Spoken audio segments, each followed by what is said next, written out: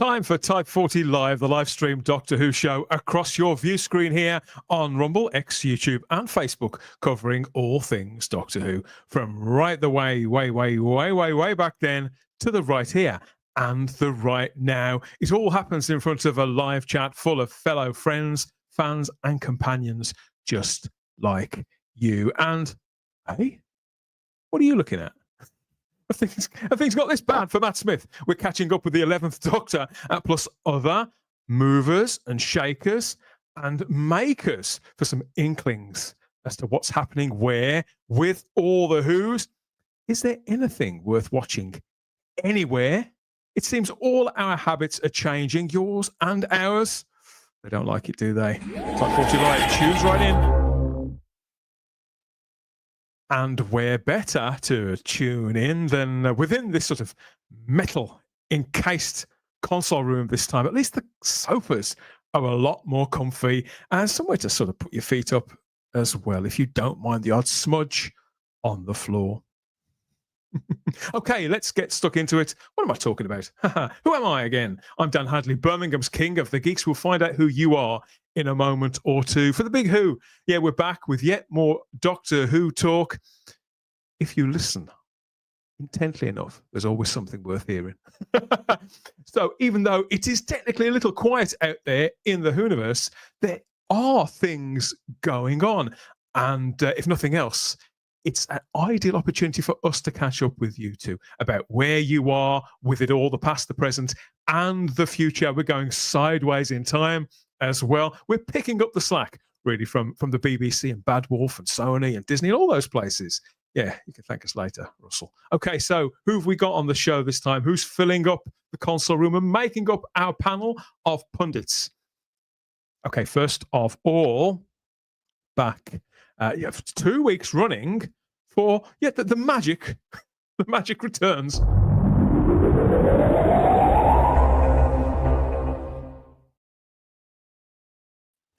I love that. Never going to get sick of that. Hello there, hello everybody. Good evening, Sarah. Very happy to be back again. I know this is good. Let's see if I can keep up a winning streak. I think I say, let's see if you can stay awake. I thought, bloody hell, don't say that. But yes, well, get a winning streak, absolutely. You knocked it out the park last week, and I'm sure there'll be some more humdingers tonight. We've got, yeah, I know you're going to love this. She's laughing nervously, everyone, because she doesn't really know I'm what scared. When Dan says, I've you're going to coaxed her like in. this. Yeah. I But get really worried. You're going to love it. You're going to love it. What do you reckon of this TARDIS console room? We don't look at this one as often as I think we should. No, we don't. Yeah, it gets kind of forgotten about, doesn't it? With the Coral one and the Capaldi one. I've got to admit, I wasn't a huge fan at first. It's just far too higgledy-piggledy all over the place. But I love that the different levels. I really love that we got to see the 11th Doctor, you know, get under there, get under the control panel, get under the floor, the stairs and everything. I do like the colour because it felt like a natural progression from the Coral one. You've still got the blue, the same and the basic orange colour scheme, isn't it? But I love all the the ramshackle stuff. It makes sense for me. I know a lot of people don't like it and they didn't like it in the Coral one, but to me it makes sense that he's picking stuff up as he goes. You know, he's making repairs on the fly. There's bits of everything. The typewriter, yeah, loved all that. I think my appreciation grew when I actually saw the set at the Doctor Experience. So when I was in there, you know, make him out, because I'm sure I got to go to the front where the kids were like, get out the way.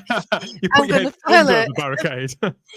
And and when you just see it, it's just magical. So yeah, it's bringing back, you know, very, very positive vibes to me. I'm feeling more relaxed now. There's always lots of details to this one in particular that I never noticed when it was on screen because I don't think we saw it that often, particularly up close. But yeah, it's a very particular sweet spot in Doctor Who's history that's bound to bring back lots of memories, not just for the pair of us, but for her as well. Debuting her new look.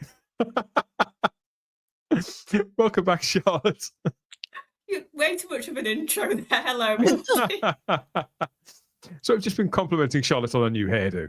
Yeah. Yeah, doesn't she look lovely, gang? She does. But yeah, that TARDIS. And what I loved is, I feel like you're right, we didn't see it a lot, but so much of the time when Matt was in there, he was actually doing something. Like you said, he was either repairing a bit or just on the console, like using the different levers and the typewriter.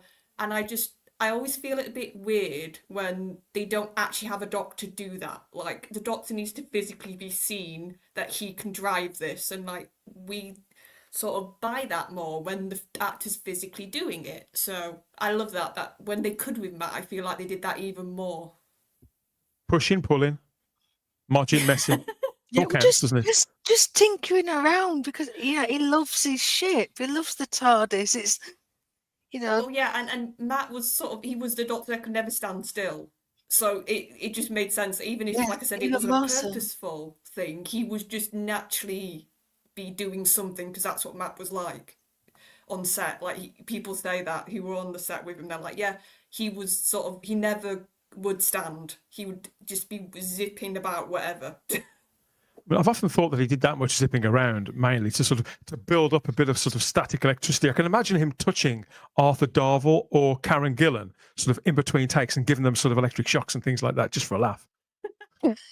Actually, standing in the middle of all that metal, you could probably build up quite a current there, couldn't you?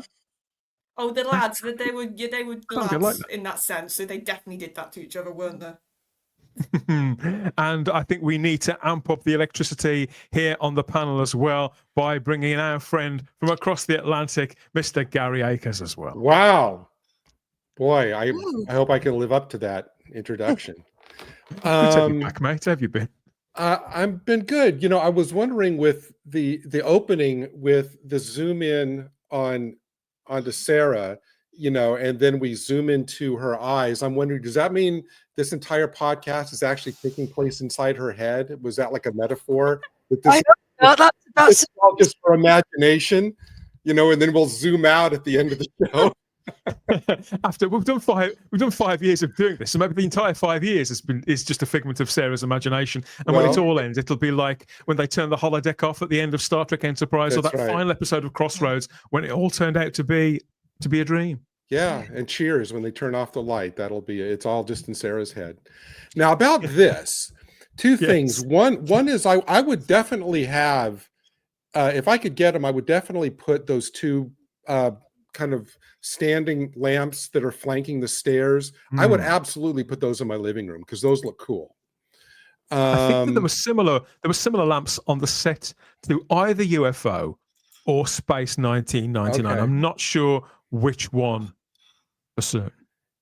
And although we did see him hanging underneath the console a few times, I wish that, because most of the shots had to be wide shots to get him and Karen and Arthur Darvill, so we can see them all around the console, or we could see him running around from section to section, or they were medium shots of him. I wish there would have been more like directors of the episodes that would have focused even for a quick shot on the actual panels he was working on, so we could get more shots of the console itself. It always seems like it was always in a wide shot. And I often wonder how long he was left underneath there for. I mean, if Matt Smith was game, sort of going down under for the odd scene now and again there, what would he make of our Matt Pott? He lives down under. Hi, Matt. Hi. No, I'm just looking at that set and I'm thinking it looks very, very 90s kids show morning television. It does actually, yeah. It does. The next cartoon. Now for the Animaniacs. Yeah. Good to have you back, mate. How have you been? Hello. I've been okay. We'll soon fix that, don't you worry. Yeah, I'm sure. Yeah.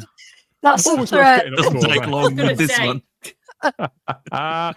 Before we move on, Do you know which of the two Jerry Anderson shows, Space 1999 or UFO, did these two lamps either side of that staircase appear in? So I know somebody in the live chat almost certainly will, so they'll be there. But do you know, Matt? No idea. neither. I would say Space 1999 because that was more popular than UFO. We shall see. Especially in Shall see. America. So yeah. Yeah. Thank you. Somebody in the live chat is bound to tell us, bound to read the signal there. The signal's been sent up. Talking about signals, this has been published just this week by Ofcom, the Off-communists, as some call them. They revealed their findings that that in 2025, I think they've been doing this for a long while now. They've issued these new statistics about where people go now in Britain to get their entertainment on whichever screen that they're using, and it reveals that this very platform, YouTube, is gradually working its way up in most of these categories. Between the ages of 4 and 15, it's the number one at 20%, with Netflix directly underneath it, and BBC One, the traditional home of Doctor Who, way down. But it's doing very, very well in the all individuals aged 4 and up category as well, so gradually catching up with places like ITV and even Netflix that have been around for a while. And ages 16 to 34, there it's second beneath only Netflix. So the writing is well and truly on the wall, isn't it, for analog TV, even in Britain, even when people have, with the BBC, they've already paid for it, because most people do still buy into the TV license model, don't they? Had you seen this, Sarah? No, I haven't seen it, but it doesn't surprise me at all, because going on my own experience, this is what my 2 children do. It's straight onto YouTube. And then, if there's anything that comes up that they fancy watching, it's usually anime, and that tends to be on Netflix. So yeah, no, very little analog TV at all, and actually very little streaming. But yeah, and again, like with the ages, young people are just not interested in drama. They aren't. Yeah, and I think it's just very telling. Why do you think that is? And I say probably attention spans, maybe. They're just, they're used to having that information just now, next thing. But I don't want to overgeneralize, because sometimes my 2, they will sit down and they still watch films and things, and they still will watch episodic TV. It just really depends what they're interested in, if it's an actor they're interested in. I wonder, Sarah, if it's got something to do with the gradual closing down of children's programming on television over the last 5 years. Less of everything being made specifically for that demographic means that the demand has been diminished even more so. The children's department of the BBC is a prime example. I understand they don't really make children's drama anymore, and I'm not really sure who does. I think they relied on the international program makers to pick up that slack, but they're not necessarily making anything that's fit for purpose, that doesn't revolve around a franchise, or isn't, how can I put this, absolute and total trash, Gary. I mean, superficial shows that haven't really got anything to say to anyone, and not necessarily sort of instruction on how to live a better life, but something that people can relate to and that's nourishing, and stories that engage. I find that fascinating. But it says here that BBC One is still the leader for the over 55s. I don't suppose there should be any real surprise there, with ITV directly underneath it. But of course, when we go back through the age, the generations there's a clear trend emerging, isn't there? Well, no, this is really fascinating. I actually think that the reason that the BBC One is tops with age 55 and up is probably because they don't have the strength to get up and change the channel. I'm kidding. I'm just joking. But it's interesting also for that age group that Netflix and YouTube doesn't even register. So that's a pretty big. Now, if I saw this and I was Netflix, I would be like, let's offer some things that maybe appeal to that age category more than we do, because we don't even rank. So that's, if I was Netflix, that's a lesson I take from there. It makes sense that YouTube's the top with ages 4 to 15 because everything is like 30-second videos or of their friends or cat videos or whatever. One of the other ones I think is worrying, if I was the BBC, is that I noticed on the one, I think it was 16 to 34 or 15 to 34, which is a pretty key category, the iPlayer doesn't even register. Now, if I was BBC, that would worry me. They clearly don't know it's even there. Yeah, that's something that I would target, like in my next meeting or whatever, because it's like, you're right, it's not even on people's radar, and that's a pretty key. That's a group that even, for example, like Russell T Davies said he was going for.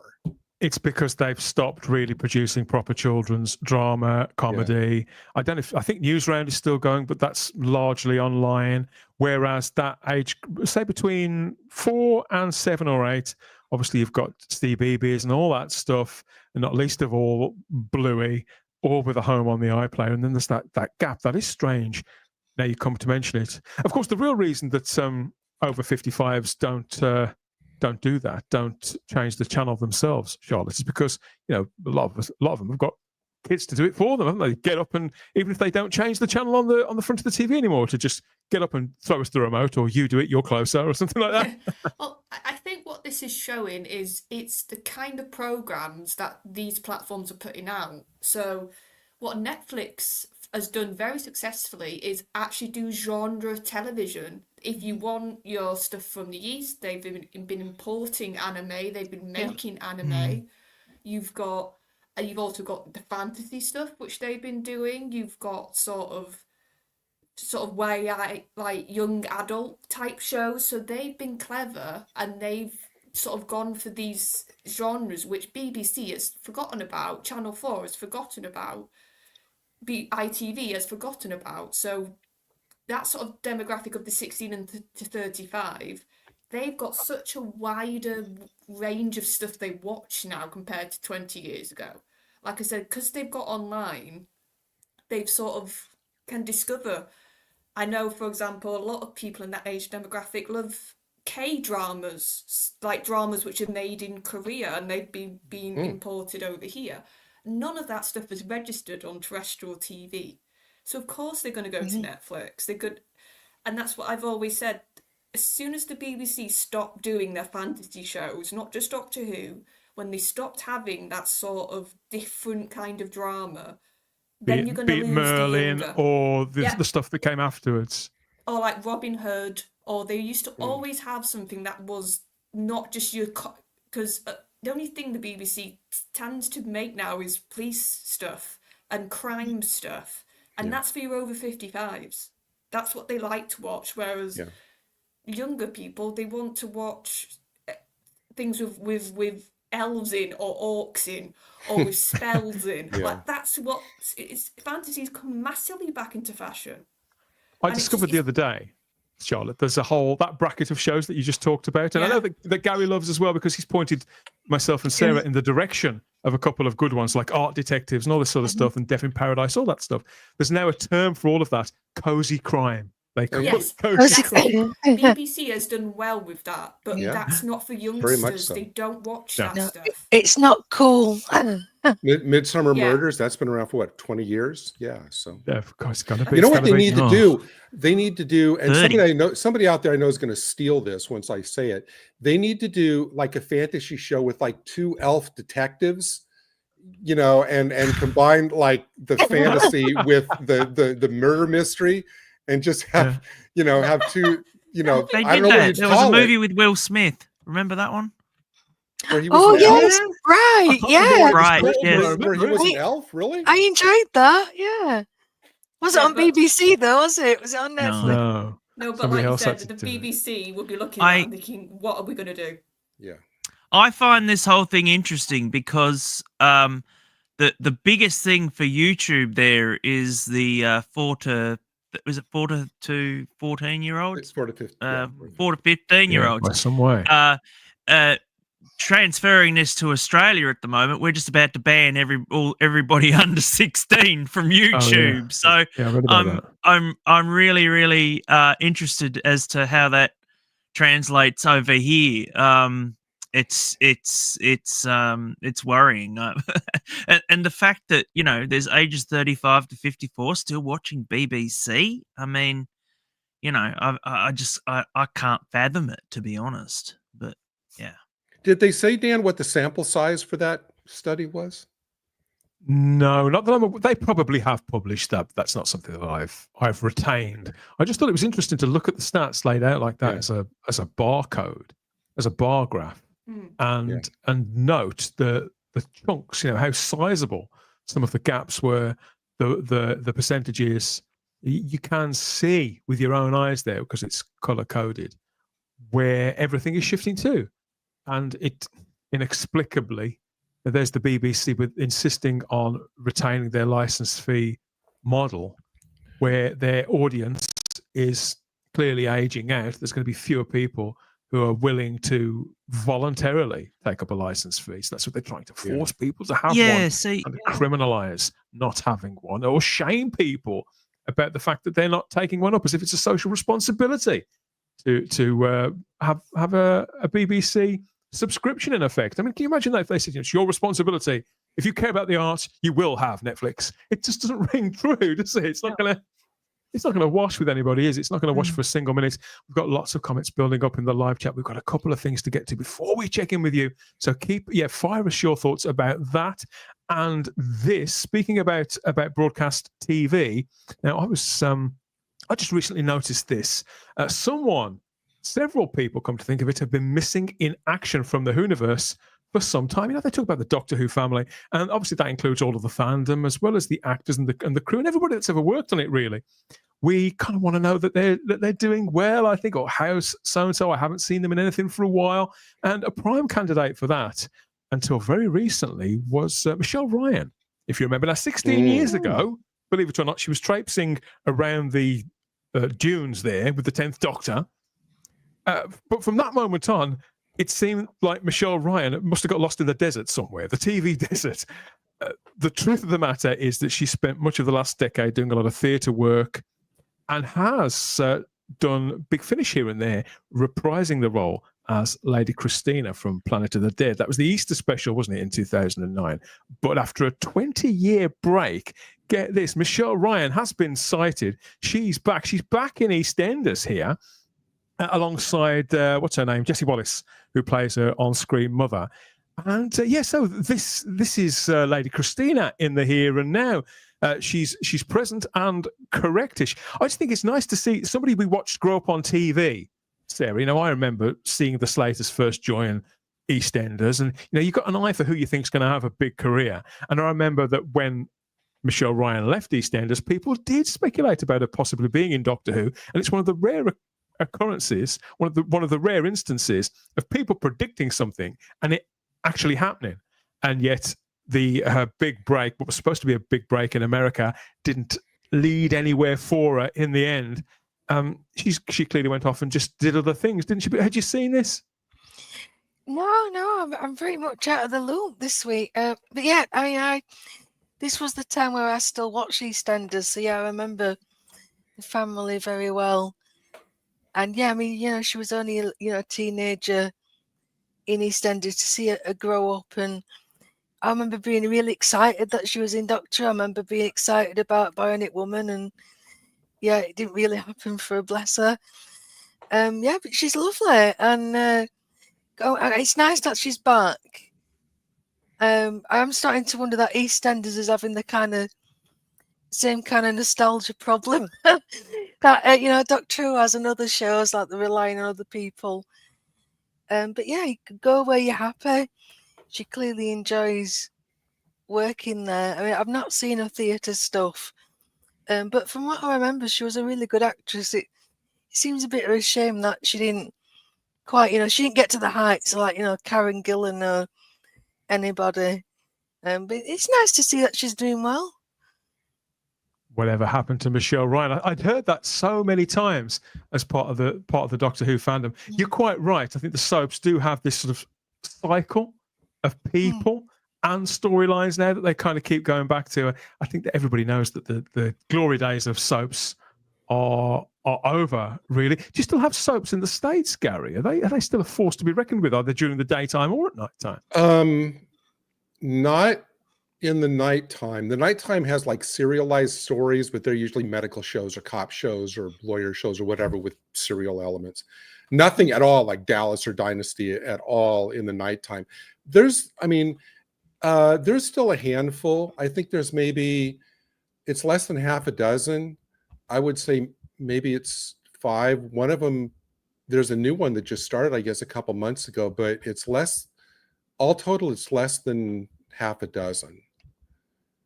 Everything has its time, I think, Matt. I noticed that EastEnders has been cancelled yet again. No, not EastEnders, Neighbours, sorry. Has been cancelled yet again. Isn't that the third time, something like that? That had to do with Amazon. Amazon picked it up and they were using it for it was literally a content thing. When these companies and that start in Australia as well, they have to have a certain amount of Australian content in them as well. So, it was a win-win for them. But because of, I believe, the channel dying or whatever, they actually cancelled that. But we still have, like things like Home and Away and, unfortunately. But I don't watch it. My dad's a religious fanatic for Home and Away. Like, it's just, he tells me about people that have passed away and I'm like, I've never heard of this person. And he's like, yeah, and he died tragically. And I was like, no, it happened on Home and Away. And I was like, no. Matt, I used to watch them all. It's not real.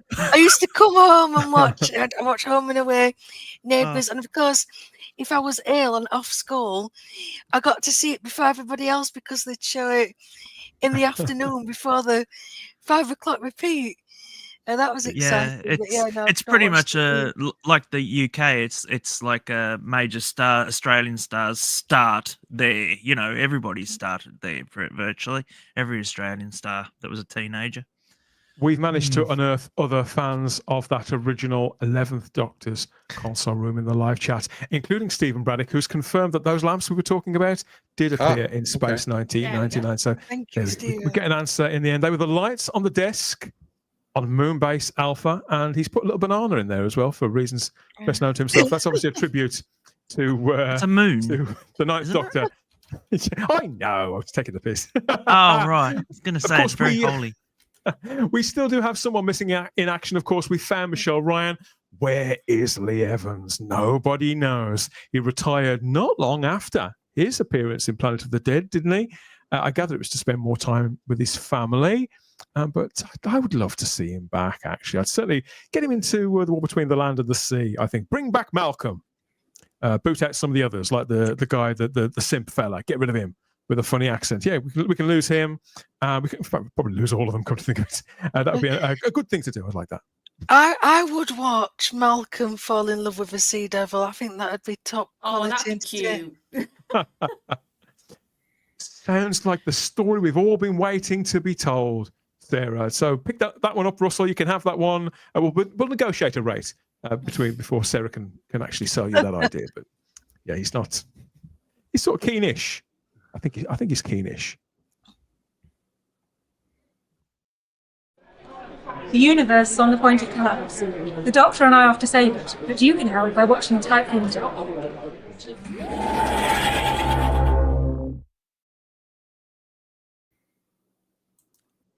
Oh, he's still very, very concerned. How's he doing? Oh, going down easy-ish. Okay, so we're back with more. What was that? Is that the reboot of Rhapsody Nesbitt? Can you imagine that? What is he wearing in that? Spring vest. All in good time, Mr. Akers. All in good time. Boy. Okay. Yeah. What next? Who next?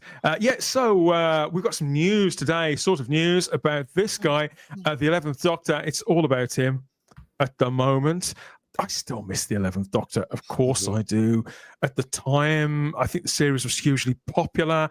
Matt Smith, we got him when he was the next to unknown. I'd certainly never heard of this guy. I was captivated by this character. And when he left okay, you could say he'd done like 3 seasons, it's probably the average. But I felt that he'd left before he'd really got into under the surface of the character. And I think we were all aware that this was a man who was likely to be a massive star. He certainly had successes in the meantime, lots of stuff on stage, several TV shows and movies too. And yet that role, that big role, seems to have eluded him. Of course, he's considerably older now than when he played the Doctor. He seemed like he was impossibly baby-faced, wasn't he, and floppy-haired when he was Doctor Who. Here he is in 2025. But Deadline has broken a story this week that Matt Smith seems to be having a further shot at geek culture. He's already been in multiple things, but he's going at it again, it would appear, and an appearance in another one of what they call the Big Three. It's a Star Wars role that he's up for as the villain in the upcoming Star Wars Starfighter movie. Now, this is the 50th anniversary film celebrating the whole franchise that's coming in 2027. And they say that the former Doctor is strongly rumoured, this is getting stronger by the day, strongly rumoured to have already been cast in this brand new film from the director Sean Levy, which will star the man of the moment, really, Ryan Gosling, in the central role. Obviously, Doctor Who was a heroic character, but since he played the Doctor, Matt Smith has played a few baddies. He was Morbius, wasn't he, in that film that sank without a trace? No, he wasn't. He was the villain in that, wasn't he? So he was in that as some sort of vampire dude, but more successfully in the TV show for HBO, House of the Dragon. He plays a very villainous character in that. So he can do those kinds of roles. There's no comment yet from Lucasfilm or Disney or anyone like that. But could this be finally that huge movie star making role for Matt Smith? What do you think, Matt? Correct me if I'm wrong, because I thought I was hearing this all over again. Because wasn't he supposed to be in The Last Yes. Jedi and they cut him? He was meant to be in The Rise of Skywalker, and he was rumoured to have been cut. Is that what you've heard too, Charlotte?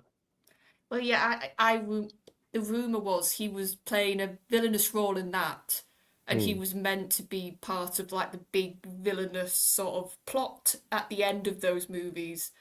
And then because of how much they had to chop and change and how the story just kept changing with that last movie, all of his material got cut, basically. To be fair, though, that might have done him a favour, to be honest. I think he dodged a bullet, if I'm being honest.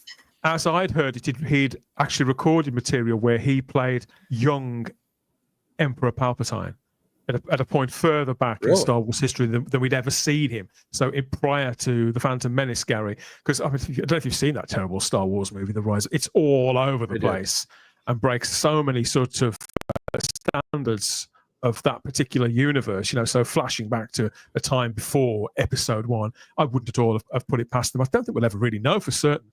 But I think Matt Smith is a huge Star Wars fan, so this is probably something that he's very enthusiastic about. And obviously, it's likely going to be a big payday, particularly if they get the film right. Well, I mean, on the last one, was it The Rise of Skywalker? I think I've successfully expunged it all from my memory except the horses in space. I'll never be able to forget that. It was a very, very forgettable film. Yeah. Realistically, a saga like this or a series of movies like this, the simpler the better, really. I think if you put a clean-cut, white-teethed, blonde-haired guy like Ryan Gosling in something like this, in an overtly heroic role, opposite someone like Matt Smith, with these sort of craggy features and that burly physique that he's built up. He's clearly been doing a lot of lifting. I think that's the recipe for success there. And Sean Levy has made some great movies. My first question when I heard this is, firstly, it's that kind of, oh my God, that sounds brilliant. And then the first question I ask is, how are they going to screw this up? Because they don't ever help themselves. Well, yeah, I mean, on paper, that you were saying, that sounds like a good director. Ryan Gosling's like gold dust at the minute. We know Matt Smith's a fantastic actor. We know he can do the villains. This all sounds wonderful, but end of the day, it's all going to come down to the script. So yeah, I think it's going to have to be a wait and see thing. But yeah, I mean, obviously, I'll support anything that Matt's in. You know, he's in like a crime thing at the moment. He's Yeah, got a big Mohican. I saw the trailer for that when I went to see Superman. I don't remember the name of it, but he's like the villain. He had like a mohawk or something. It was yeah. That's right. And Yeah. I thought that's interesting. I'll check that out at some point. If it does all come to pass, this will be a reunion for Matt Smith with Ryan Gosling. They've worked together before. If you remember, Gosling directed a film several years ago, and he poached Matt Smith, didn't he, away from Doctor Who, and he was the person who insisted that he shaved his head for a role in that production, which of course really dogged the rest of his time on Doctor Who. He had to wear that bloody stupid wig. I remember the stories that Ryan Gosling, he were flicking through the channels and he caught Matt. I think it's the Pandorica Open when he's doing the speech. Oh, At yes. Stonehenge. And he said he was just like enraptured by how he knew that obviously Matt's not looking at anything. It's all green screen. And it just on the basis of that performance, he went and, discovered who he was. I just think, well, that just tells you everything you need to know about Matt Smith as an actor. I just think it's such a wonderful story. When I heard this, I was like in two minds. For Matt, I was like, this is a perfect character for him. I know we've not been told what he's playing, but as soon as I heard villain and sort of, like you said, this movie seems to be wanting to go back to traditional Star Wars again, off what Ryan has said about it, the director. So I'm like, it's going to be a more traditional villain, I would guess he's playing. It's going to be sort of, I think about the original trilogy, how you had Cushing, that sort of villain. And the thing is with Matt, as much as his Doctor had sort of, he's known for the goofiness at times of his Doctor, the sort of childishness, the sort of, I call him Peter Pan. But here's the thing, Peter Pan was a very happy sort of character, but there was darkness in Peter Pan, and when Matt's Doctor could sort of let all that stuff go, all the surface stuff, I always found Matt's anger the most compelling of all the modern Doctors. Yeah. Because he didn't shout, he didn't yell, he didn't just sort of explode like Eccleston and Tennant did. What Matt did was he would keep very quiet to begin with. He would sort of keep still. His body language would still. He would start quiet and then he'd get a bit louder and a bit louder and a bit, and it was this climb, which I always find more interesting. And then by the end he could get loud, but it was that journey, and he would be snarling as well. That's what I've always said. Think about Pandorica. By the end of that speech, when he says, when he's sort of like naming off, and like I said, it's that goofy Matt to begin with, isn't it? When he's on Stonehenge, and it's that last line. And think about all the days I beat you, and it's the way it's still, and it's that snarlingness. It's that sort of animalistic quality. And I thought, oh, they can do that. They can channel that for a proper old-fashioned Star Wars villain. Good. And it's going to be something. He can do devious and sinister. I mean, if you cast your minds back to Nightmare in Silver, I know it was an appalling story, but it's perfect when he's the cyber controller version of himself, playing off each other. And again, it's all in the voice, like you were saying, Charlotte. It's all in the eyes and the face. And this could be something really exciting, if it's the right script. Just give us old-fashioned hero's journey. I quite agree. I mean, when we say if it's the right script, with Star Wars, I'd even go so far as to say that even the script doesn't necessarily matter that much, as long as they've got a decent story that throws the right elements together and makes people feel the way they're meant to feel, to tap in to that particular blend of Star Wars magic. Because largely, for the most part, the central stories, the scripts, are peppered with a great many cliches and just witticisms and things like that sort of move with the story. I think if you bring characters that people, like a white hat and a black hat, I think Star Wars is so simple. And if you drop interesting people into those roles, into each corner, and then bring them together, have them collide, you can create something which could make childhoods again. And whilst you could say that it's a bit of a cheap shot, I suppose, to bring in Matt Smith after he's just played his character in House of the Dragon so formidably. One of the most compelling, complex villains I think we've seen on screen in the last few years. And you go, okay, they've just taken it from that, and it's going to be that in space. That could be true. You could say it could be more interesting to make Ryan Gosling be the villain, Matt. But I think the Star Wars in particular, what Lucasfilm have run this franchise into the ground. I think they need to go for something that is going to be fairly standard, and just remind people, again, it's the same situation Doctor Who's in. Remind people why they loved Star Wars when they were a kid. Give them a hero to root for, and a villain to throw the rotten tomatoes at.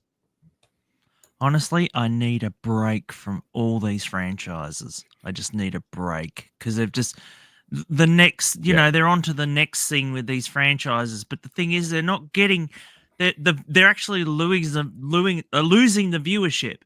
So they're getting to the point where the viewership isn't going to be interested in the next project. Whereas, before it was just like bam, bam, bam, they really were interested, but there's just no interest. And the thing is, they only have themselves to blame in this. Yeah. So, it's like, I don't know what they're expecting. Are they expecting, a new generation to latch on? Well, the new generation doesn't buy the action figures, doesn't buy the merchandise. I think the days of merchandise have changed drastically, and that includes Star Wars, which I know pretty much invented that kind of merchandise marketing, or certainly made it a thing to be incorporated into the budget of a movie from the get-go. Everything else that came before it sort of happened after the fact, didn't it? I think now Star Wars, I think when they're billing something as a 50th anniversary production, the instinct that I get, the intent is to kind of go back to basics with the whole thing. And by putting, again, we know very little. We've got a director and 2 actors, and we've got, I think they've cast Mia Goth as the kind of, who's going to be kind of princess star character. So we've got 3 actors now, and they do look, again, that they haven't cast drastically against type with any of those people, but it does seem to be, it's like they're almost tropes, I suppose. A classic looking hero, a classic looking villain, and a pretty girl, which I suppose you could say was that's how the Star Wars achieved its success in the first place. Yeah, but they announce all these projects and nothing happens. Look, when you said Starfighter, I was like, hang on, wasn't there also a Rogue Squadron? That never occurred. To be fair though, I think, I know. I mean, this is the whole culture war argument, isn't it? Which I don't really want to get too deep into. No, but what I'm saying is, how can you get excited if these projects don't even come to fruition? I think we're talking several years ago now. I think when they clear the decks in the way that they did, and they put a release date out, tell you, and they give you a cast, they install a director, they give you a cast, and they set a release date. Okay, something may happen. I appreciate what you're saying, but that's, as far as we know, this is sort of it, really. Well, then obviously, I think they're also being buoyed up by how well the previous anniversary screenings have gone. I mean, I went to Revenge of the Sith earlier this year with the kids, and I imagine that's probably what they're trying to go for. They're going for the people that grew up with Star Wars, either the original trilogy or the trilogy or the prequel trilogy, or we're having kids and grandkids and bringing them in. Because let's be honest, nobody's coming in with, the sequel trilogy. So it's right, let's just stop that there. Well, they own the rights. They own the studio. They own the rights to this brand, this franchise, if you like, which still has potential to be worth a lot of money. This could well be the last sort of stab at it. And it may well bookend this for the 50th anniversary of Star Wars. I don't know, but I think the impression I get from this is that this is a kind of, it's not even one of those situations where they're throwing everything at the wall and hope something sticks. This feels like a clearing of the decks and a kind of a setting of a stone. It's like, okay, this is a sort of a new start, in effect, and we'll take it from here. Just because they're saying that this is a standalone film as well, not something they plan on expanding. But the idea is that it's just this film, this classical looking Star Wars movie that's put specifically in place to mark its 50th anniversary. They've given it quite a simple title. Even the title speaks for itself. There's nothing oblique about it. There's nothing clever about it. And they're not saying, and we know there's this thing with the Star Wars with time periods and things like that. But at the end of the day, it's a Western in space. I think it really is that. It really is that simple. But I think that we all simply just wish Matt Smith the best. I want to see him in good stuff. I want to see him endure. And I think this man deserves to be. Of course, he's great on TV. I love House of the Dragon. But I honestly think that Matt Smith is a movie star. I think he's that good. And although he's well into his 40s now, I think that kind of fame is actually within his grasp really quite easily with the right project. In the meantime, we can catch Matt Smith at the moment in Caught Stealing, which co-stars Austin Butler, apparently. And this on screen, this is a pick from his new Sky Atlantic series, which is called The Death of Bunny Monroe. Heaven knows what that's about, but it's quite a look. It's quite a look. Obviously, he does get this role in Star Wars, and it all drops into place. That just leaves one of the big three to remain unticked. He hasn't done yet, I'd give anything if this picture was a real thing. I think that would be. I think that would be a lot of fun to get him into. I just think more of Matt Smith in anything makes it better. He is the kind of actor that can polish a turd. Maybe he can save Star Wars. Of course, some ideas. There's nothing in the world that's ever going to save them. Oh my God. Stephen and Vicky, Peter Purves and Maureen O'Brien. Yeah, no. At one point I thought about putting him in this episode. Did you? At one point there was a giant cow in UNHQ. One of the creatures like the Vlinks. Oh yeah. It was going to be a big cow sitting at a desk. Right. Then it turned out to be Stephen in disguise. And the things that go through my head, I know. The things you don't ever see that like, he was going to go wham like that. I'm here to fight the toy maker. And it would have been much better.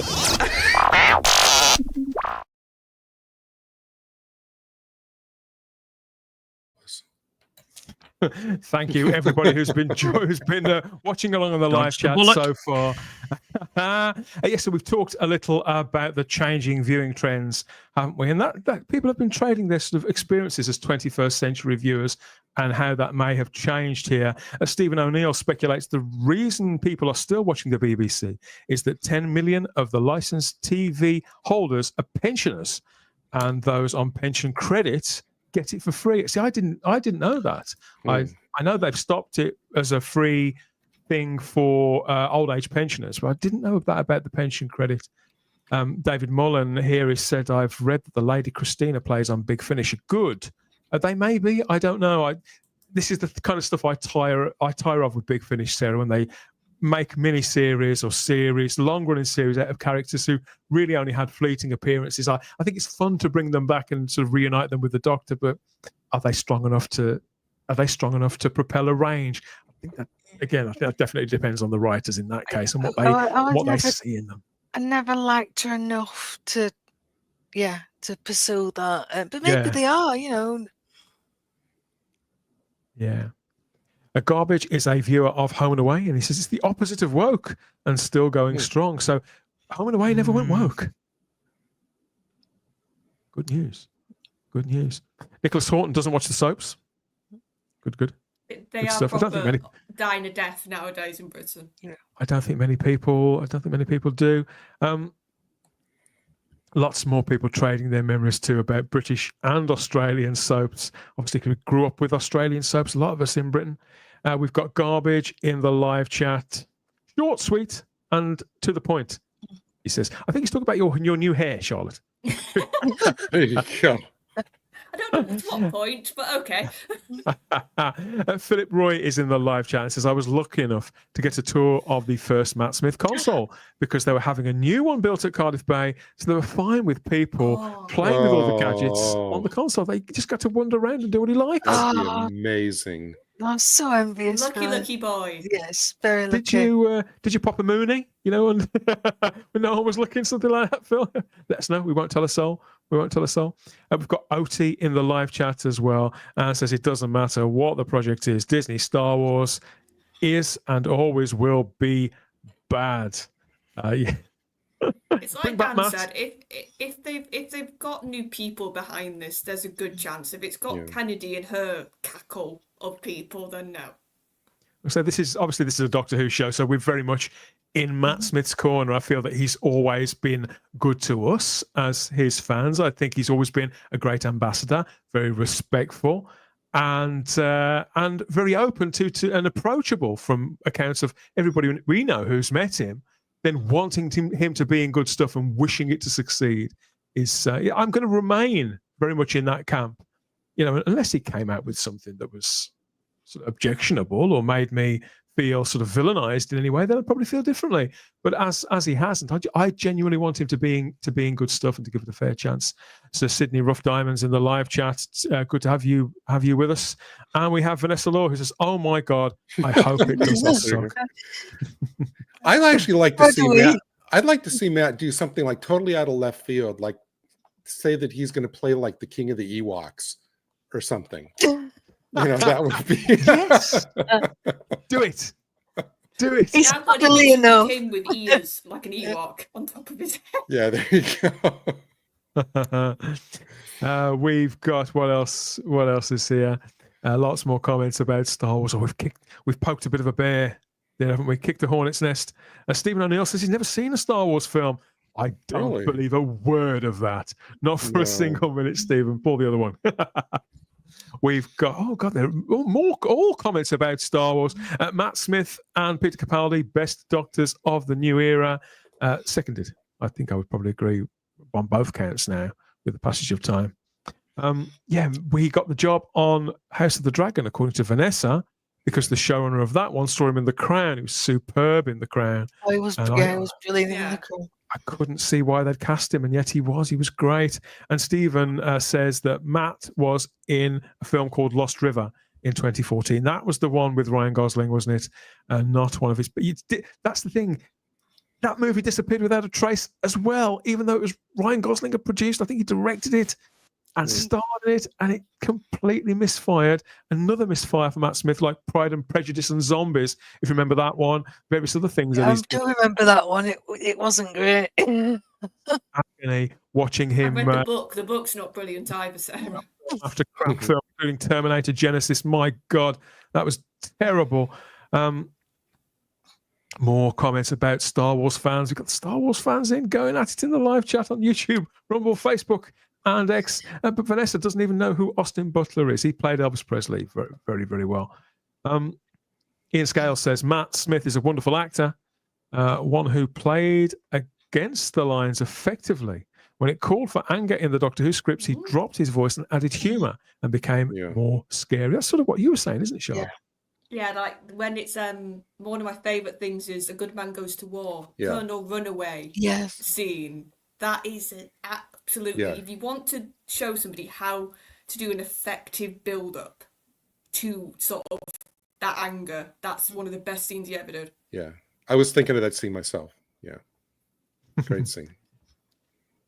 We have Phil says no Moonies. There were lots of children there. I just got my clean DBS check. Oh, I thought you'd been left to wander around on your own. Okay, good stuff. Gold, says Domgo. Gold. What he means. I agree. What else?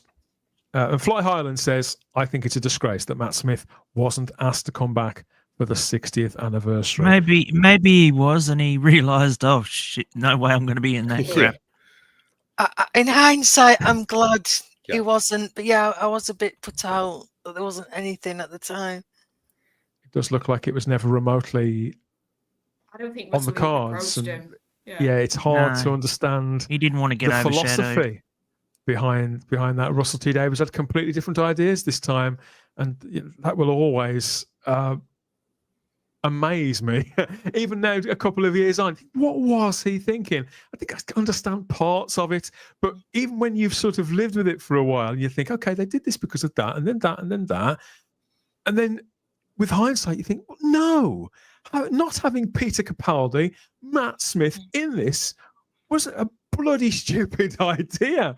It's the one thing literally everybody wanted, whether they casually watched the show or not.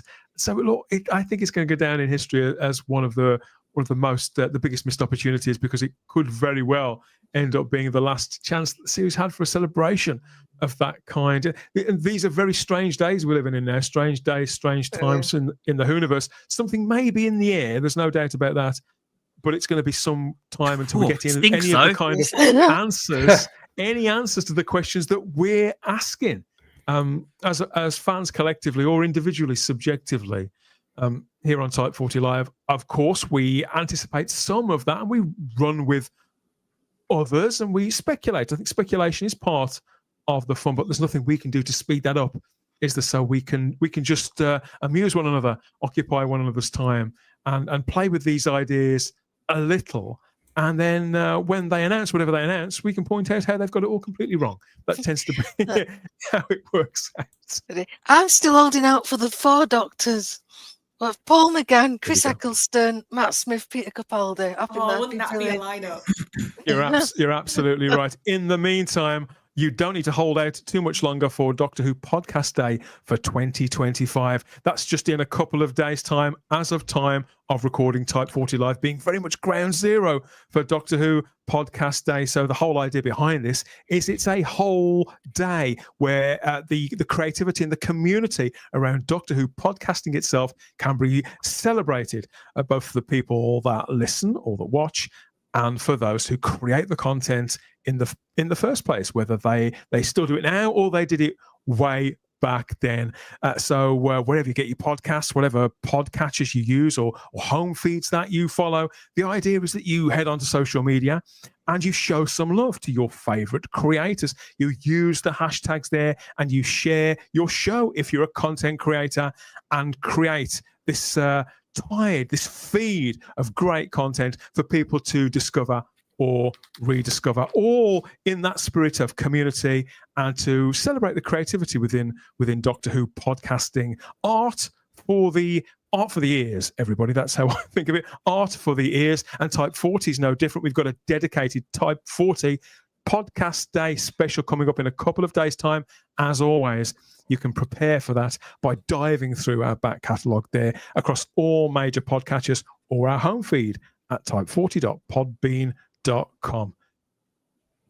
Okay, what next? Yeah, this is Type 40 Live, of course, on YouTube, Rumble, Facebook, and X. There's more to get into when we come back, but it is that time, everybody, where we get to catch up with the golden faces and the golden voices of Doctor Who legends past. Here they are, back in telly times past, everybody, selling us all manner of everyday household tat in the pre-Amazon days. You check out the Type 40 Live Doctor Who ad break there, and we'll be back in a couple of minutes.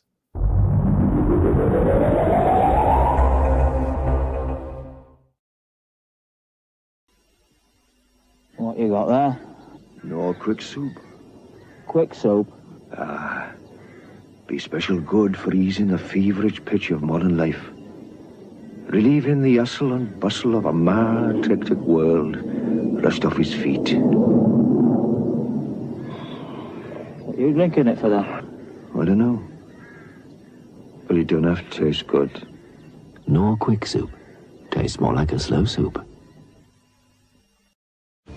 The new Doctor Who toy collection, featuring the 12th Doctor action figure and all your favourite characters. Daleks are the supreme beings. Join the Dalek Empire with this awesome Dalek attack vehicle. Let the invasion begin and battle the Doctor through time and space. Exterminate! Connect the time zone playsets. Build bigger adventures. Become the Doctor with the new touch control sonic screwdriver. The ultimate Doctor Who toy range from Character. Hello, I'm Anita Dobson, and I'm delighted to be the Honorary President of the UK Gold VIP Club. The VIP Club is specially for UK Gold viewers and will keep you up to date with all the news and programmes on UK Gold, plus offers on videos and books. If you would like to join, then write to this address, UK Gold VIP Club, Free Post, PO Box 168, Derby, or see Gold Text, page 263 for details.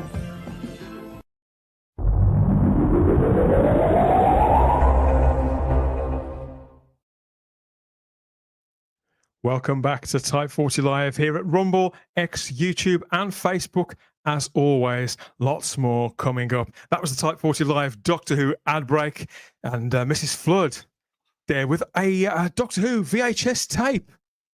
She couldn't possibly have known what the future had in store. Did she? Okay, so are we back with the panel? I think we are. Where are we? We're back on YouTube, Rumble, Facebook, and X, and ready for action. I do love this picture. That's awesome. Everybody was kung fu fighting, apparently, according to Carl Douglas, but I don't know. I think he may have been exaggerating, Matt, I think. Yeah, everybody was doing it in the 70s, I'll tell you. I think we need to write a story, for this picture. We need to write a whole 4 episodes that this is like the climactic scene for. And get Ian Levine to turn it into an AI film. Ian. Oh, God. Ian, we need you, mate. We need you. It's a call to arms, Okay, we've got people watching in the live chat. Good stuff. Keep them coming. Everyone who kung fu fighting says Fly Highland. That's a difficult one. You can type it, but you can't say it. Thank you anyway. Yeah. The goodies did that, says Ian Scales. Yeah, the goodies did a lot of that, didn't they? Mrs. Yes, Flood. dump. Bloody hell, says Stephen O'Neill. Duncan the Funky Evans recalls the glorious El Dorado, that early 1990s soap opera from the BBC, which did feature several Doctor Who actors at one point or another.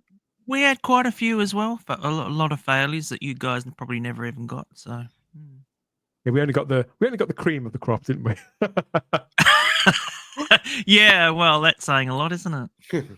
Most of them starred Craig McLachlan in one capacity or another. Damn, Anita looked young there, says Nicholas Horton. And he also confesses he owns one of those Dalek patrol ships. I've always thought those look fantastic. I've never seen one of those in the shops ever. But it was when they slightly reduced the size of the action figures, wasn't it? So all the play sets shrunk down as well, didn't they? That was a stupid idea. Another ridiculous mistake that, for once, wasn't anything to do with Russell. So, yeah. We're going to thank us for bringing that one up. Yes, so I suppose the question is, who's missing the Doctor? Who's missing Doctor Who? Don't all shout at once. I'm missing the Doctor. I'm not missing the Doctor, Dan. I've missed it for the last 8 years. I know, I've been missing it since 2017. If I appreciate this is a big if. If you're missing that latest incarnation, the one with a big vacant smile, all that bottom wiggling and high kicking, if you've missed him, you can get your fix of Ncuti Gatwa when his new film is in cinemas later this month. So Ncuti's one of the extended cast here of the new film, The Roses. So it's out on August the 29th of 2025, based on the 1981 novel The War of the Roses by William Adler, which has been turned into a film before. It starred Kathleen Turner, and Michael Douglas, and Danny DeVito. I think Danny DeVito directed that one too. This time it stars Benedict Cumberbatch and Olivia Colman, along with Andy Samberg and Kate McKinnon. Ncuti Gatwa there, playing pretty much the kind of bloke he always plays. I think. But yeah, Benedict Cumberbatch never appeared in Doctor Who, but Olivia Colman obviously did, and she was rumoured to be the person that Chris Chibnall offered the role of the Doctor to before somebody else got it. So the Doctor Who connections there, but sort of not. And there's Ncuti. So obviously this is for Searchlight Pictures. This could be a big movie. So again, there's Matt Smith. Talked about him possibly being in Star Wars. That's looking fairly certain now. Here, Ncuti is appearing in this, but in very much a background character. He plays a guy who works in the local florists alongside Olivia Colman's central character. So surprised to see that Ncuti's managed to secure another big screen role there, Charlotte? May I ask? Yeah. Well, no, because he's not the main character. Like, that's what makes me laugh. So many people were like, he's in Barbie. I was like, he was a walk-on dancing Ken. Like, it's not like it was a major part in that movie. He was at the Oscars. Well, yeah, that's what I mean. Like, wiggling his bottom again. But he's a good-looking chap. So that's gonna play well in certain movies, and as long as it's a side character, he will be all right. It's as soon as you put him in anything else, that's when the faults start to show. When was this recorded, by the way? When did they actually do the? When was it shot? Probably actually last year. Yeah. In all fairness, it was probably after the bulk of his Doctor Who work, I would say. Probably not that long ago. He didn't do much of Doctor Who either. No, they wouldn't have had time to have shot this movie in between seasons 1 and 2. No. Well, it depends on how many shots he's got in the actual film, isn't it? Because I mean, he's just not, like Charlotte said, he's just not. He may be getting roles in high profile films, and you know, it's just the fact that he's not in them for very long because he just doesn't have the. I don't think he has the charisma to continue on with it's obviously there's a reason why he's in this movie, and I don't want to point out the obvious, but yeah. Well, the suggestion, it looks very clear to me he's a very, very camp man, playing a very, very camp character, cast totally to type, and I'm sure he'll be fine playing basically himself. But just as you say, I mean, I've always thought Ncuti had a certain degree of surface level charisma. And you know, I was excited by the possibilities when he was cast. Ultimately, he didn't deliver because there's not much substance there. I did see the trailer for this when I went to see the Fantastic Four, and it does look like a lot of fun. But again, just like you said, Charlotte, he's only really in the corners of it. They don't say on the screen in big letters, Olivia Colman, Benedict Cumberbatch, that bloke from Doctor Who.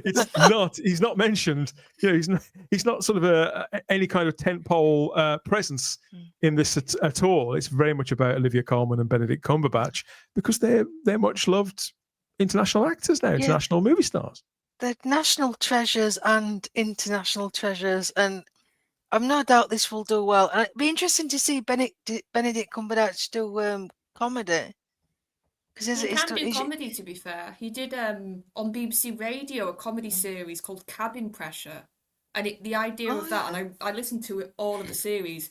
It was like, it was basically this woman had got a load of money off her divorce, and she set up her own private airplane company, and it was just him and one other bloke. They were the only pilots, and it was sort of how many comedy of errors could go wrong on an aeroplane. Okay. That was the gist of it. Well, that sounds good. Yeah, I think Siobhan Redmond was in it. Yeah, and he was very good in that, so he can do comedy. Yeah. You know, the original War of the Rose was a black comedy, very dark comedy, and it looks like this one's like a goofy ensemble. It seems goofier than the original film, which, as you say, was very dour. Yeah, it was dark, but it was goofy, but it was dark. The War of the Roses was a very dark film. Yeah, that's what I'm saying. It'd be interesting to see. But it was a black comedy. A black comedy is what I should say. Yeah. Whereas this does have a hint of the working title film about it, the kind of the Notting Hill style, Sarah. Yeah. You know, any poster I see like this with, you know, amusing things happening, sort of sight gags and things like that, you know, you think, okay, we kind of get the general idea of what the tone will be. Yeah, I think it'll be a lot gentler. But yeah, it does look fun, and it will do well, but it will be in spite of shooting, definitely not because of him. I think you could be right. Yeah, so again, I just don't see him as a draw card in any film, really. And he's not an action hero, is he? As I say, he's not like in big letters on the poster or anything like that. But I do expect this film, if it's as good as the trailer was, and obviously what is a trailer in this day and age? They can make anything look good. But if it does hit, it's not going to do him any harm, I wouldn't have thought. Stephen O'Neill reminds us Jodie Gatwa has all the charisma of a toilet roll. He does. I don't know. My toilet rolls are pretty charismatic. I don't know. I use my toilet roll when I run out of toilet paper. Oh God. That's too much TMI. That's TMI. Ironically, you came back, Sarah, this week.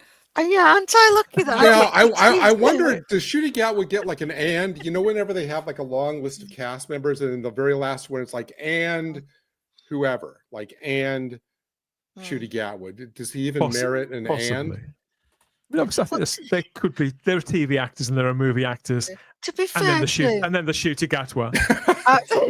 well, to be fair to him, I watched the first 3 seasons of Sex Education. I've not watched the last one yet, and he did work as part of that ensemble cast, clearly in his wheelhouse doing that character.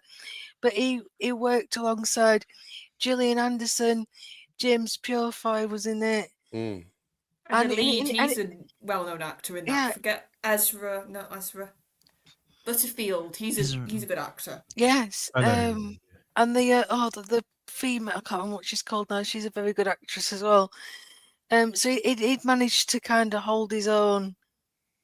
But yeah, no, this is just a bit part, really. I mean, I've been wondering who's the actor, who's the Doctor Who actor throughout the decades who's had the most successful movie career, and to be honest, it was probably either William Hartnell or John Pertwee, I think, who made the most movies, had the most success, the most variety of parts. But obviously, that was before the age of the blockbuster. There were sort of character parts in many respects, and all those old character actors that we talk about quite a lot, like in and out of Doctor Who, they sort of had to wear so many hats, and they had to completely immerse themselves in characters, and none of them had more charisma, of course, than Tom Baker.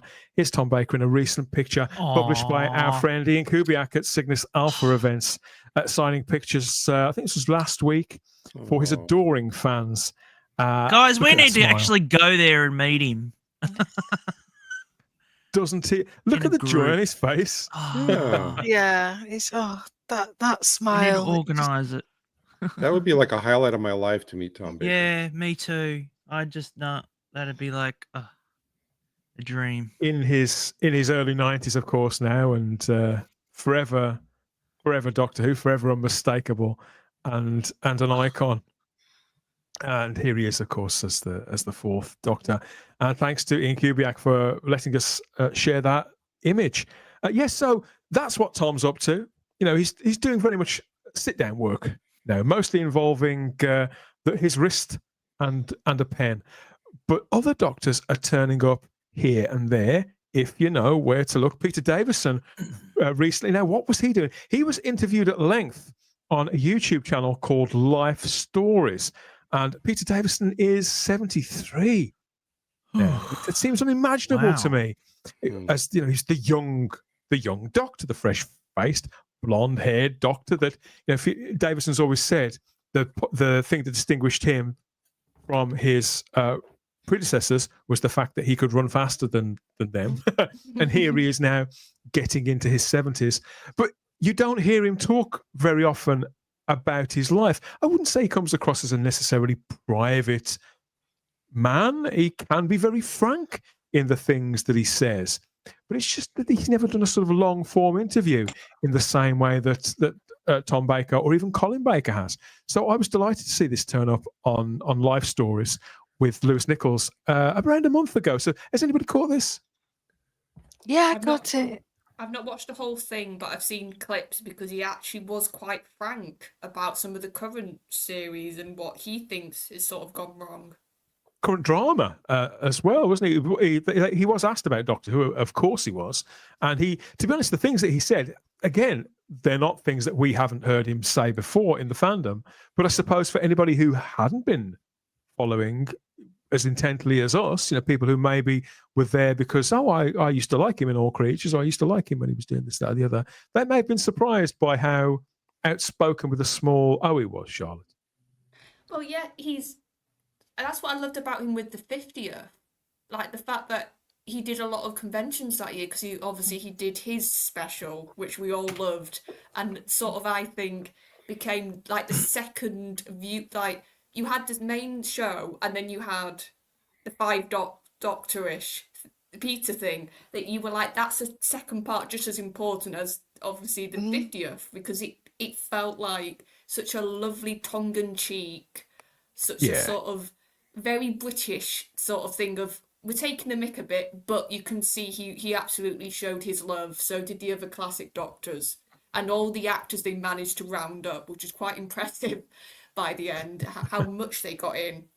So he's always, that's what I've liked about Peter. He's always been very forthright, and he's not been one to sort of go lesser because he thinks he's going to get attacked. Like, he's always said, no, I'm going to say because I want to. That sort of attitude. He doesn't give a shit. And fair, No. this is my opinion, take it or leave it, which is, to be fair, the way most people used to be until relatively recently. He speaks very respectfully in this one, Gary. And obviously Peter Davison is my Doctor.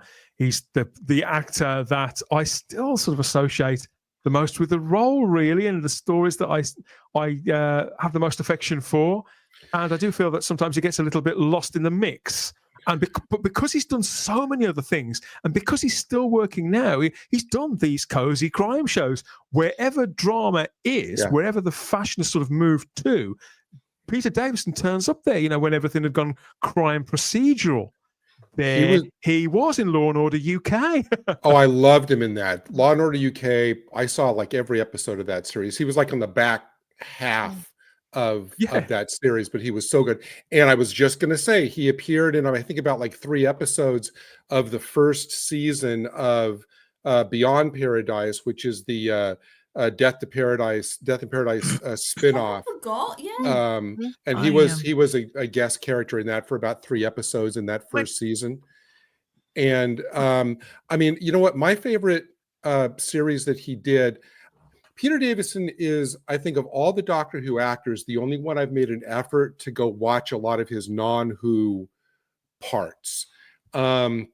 He did a series called The Last Detective, which is absolutely wonderful. And I mean, he was also, right after Doctor Who, a few years after Doctor Who, he was in Campion for a couple of seasons. But if you like Peter Davison and you've not seen The Last Detective, it was on for about 4 short seasons. Go track that down. He's great in it.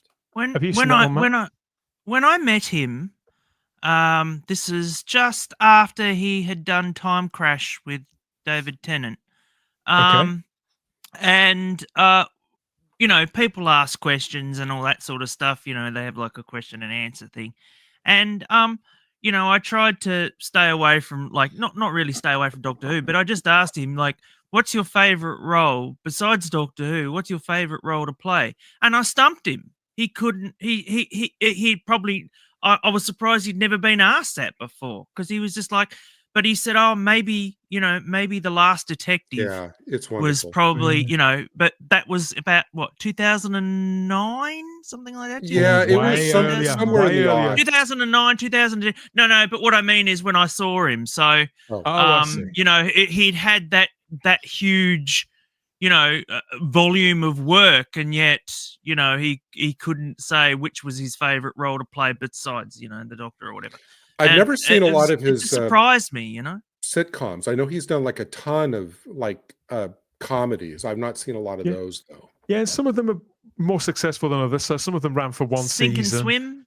And others ran for 3 or 4 years. Fiddler's 3, Sink or Swim, Ain't Misbehaving, Holding the Fort.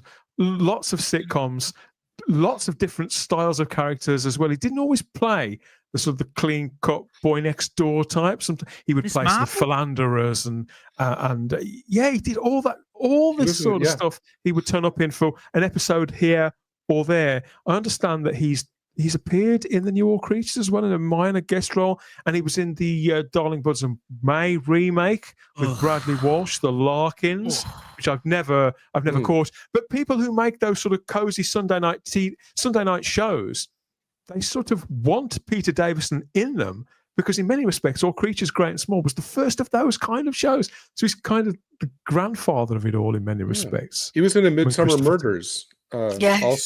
Yes, he was. Well, he's so a versatile. lot of Doctor Who aficionados have been in that. He's a very good versatile actor. He can do comedy, he can do serious, he can play arseholes as well, very well, which shocked me, because I'd only seen him, as this gentle actor. I can remember, Sarah. I didn't see it live, but I saw a trailer when they first did Legally Blonde, the musical in the UK. Yes, he played the villain in that. And if He you know did. the movie, he was the lawyer character who is absolutely a piece of work. He literally like comes on to Elle. Like, Oh yeah. Oh, he's so sleazy. And, there's oh hints. gosh. Yeah, no, I'd forgotten that he's- character. and I was so surprised, like Sarah, when I was just looking at the trailer for it, I was like, is that Davidson? Like playing like the definition of a character you want to slap. He was. I always and, forget like, he's done, because I'm a Philistine, Charlotte. I know you go to the theatre quite a lot. I don't, and so I forget that he's done stuff like that and Spam a done lot. I loads think he of did 2 theatre, yeah. tours in that, didn't he? Kieran Cole, he says, I met Peter at conventions over the years. He's an absolute gentleman, just like you were saying, Matt. So lovely and polite. Yeah, I he's the only the only time I've actually met someone who was of fairly, you know, like I grew up with him. So, you know, I was as nervous and as, you know, geeked out as ever I could possibly be with anyone. It was him, you know. Yeah. He was I he was the played a same. he played a police inspector on a very short-lived I think it was like 5 episodes with Diana Rigg called the Mrs. Bradley Mysteries. Oh, that's right. He was remember the that. detective. And he was wasn't he was the inspector over 5 episodes. You need to watch that because the series does not end the way you think it does. It Right. would, but he's good. You can track that series down. It's just 5 episodes, but he's good with Diana Rigg. I know I've said it before, but I was in the same Mrs. room as Bradley? Peter Davison. Is that right? I was Yeah, in the, Mrs. that's right. I was in the same room as Peter Davison once. So my childhood hero, in effect. But I was working at the time. He was, and I'd seen him and clocked him. But I've got to say so. I've got to go and say something to him. I've got to go and talk, even if I could just make a couple of minutes. And by the time I sort of plucked up the courage and managed to get the sort of the elbow room where I could leave what I was doing to go over there, he was gone. He was away. Oh, And I asked somebody where he was. And apparently he'd gone out for a fag, and I never saw him again.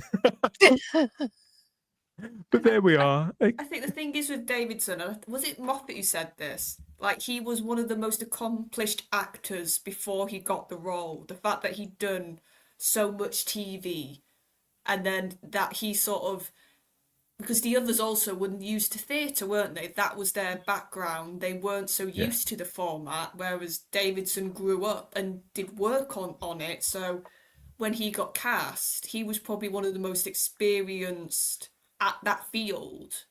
And that he'd just come off that massive hit of All Creatures Great and Small. And it's just sort of, and then you look back at his stuff now and you can see that class, that sort of experience, even though he's young.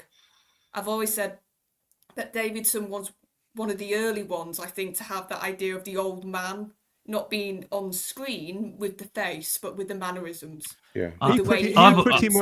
He pretty much come up with that kind of riff on this character, and he's a very creative thinker too. I mean, he's told that story several times. We get that all over again as part of the Life Stories full-length interview. If you haven't caught it yet, I really do recommend it. There's a link in the video description to that.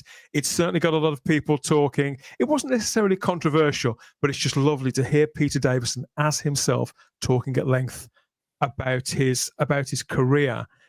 Colin Baker, his successor as the Doctor, hasn't long finished another one of these sort of really well-received tours that he does. This is a final tour of The Hound of the Baskervilles. Colin was playing Sherlock Holmes, again paired with Terry Malloy as Dr. Watson. So the format is that it's a kind of a radio play on stage.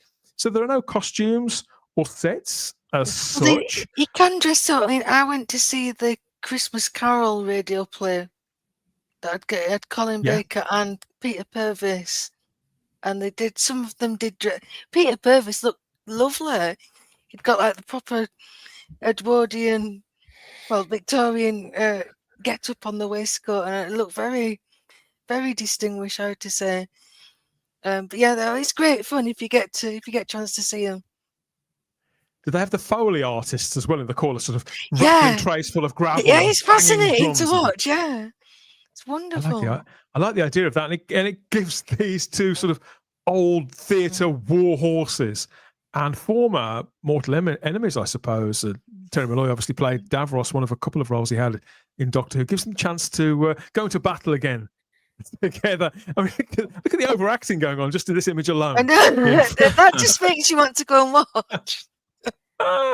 Absolutely brilliant stuff. Obviously, Terry Malloy still most famous for over 40 years in The Archers.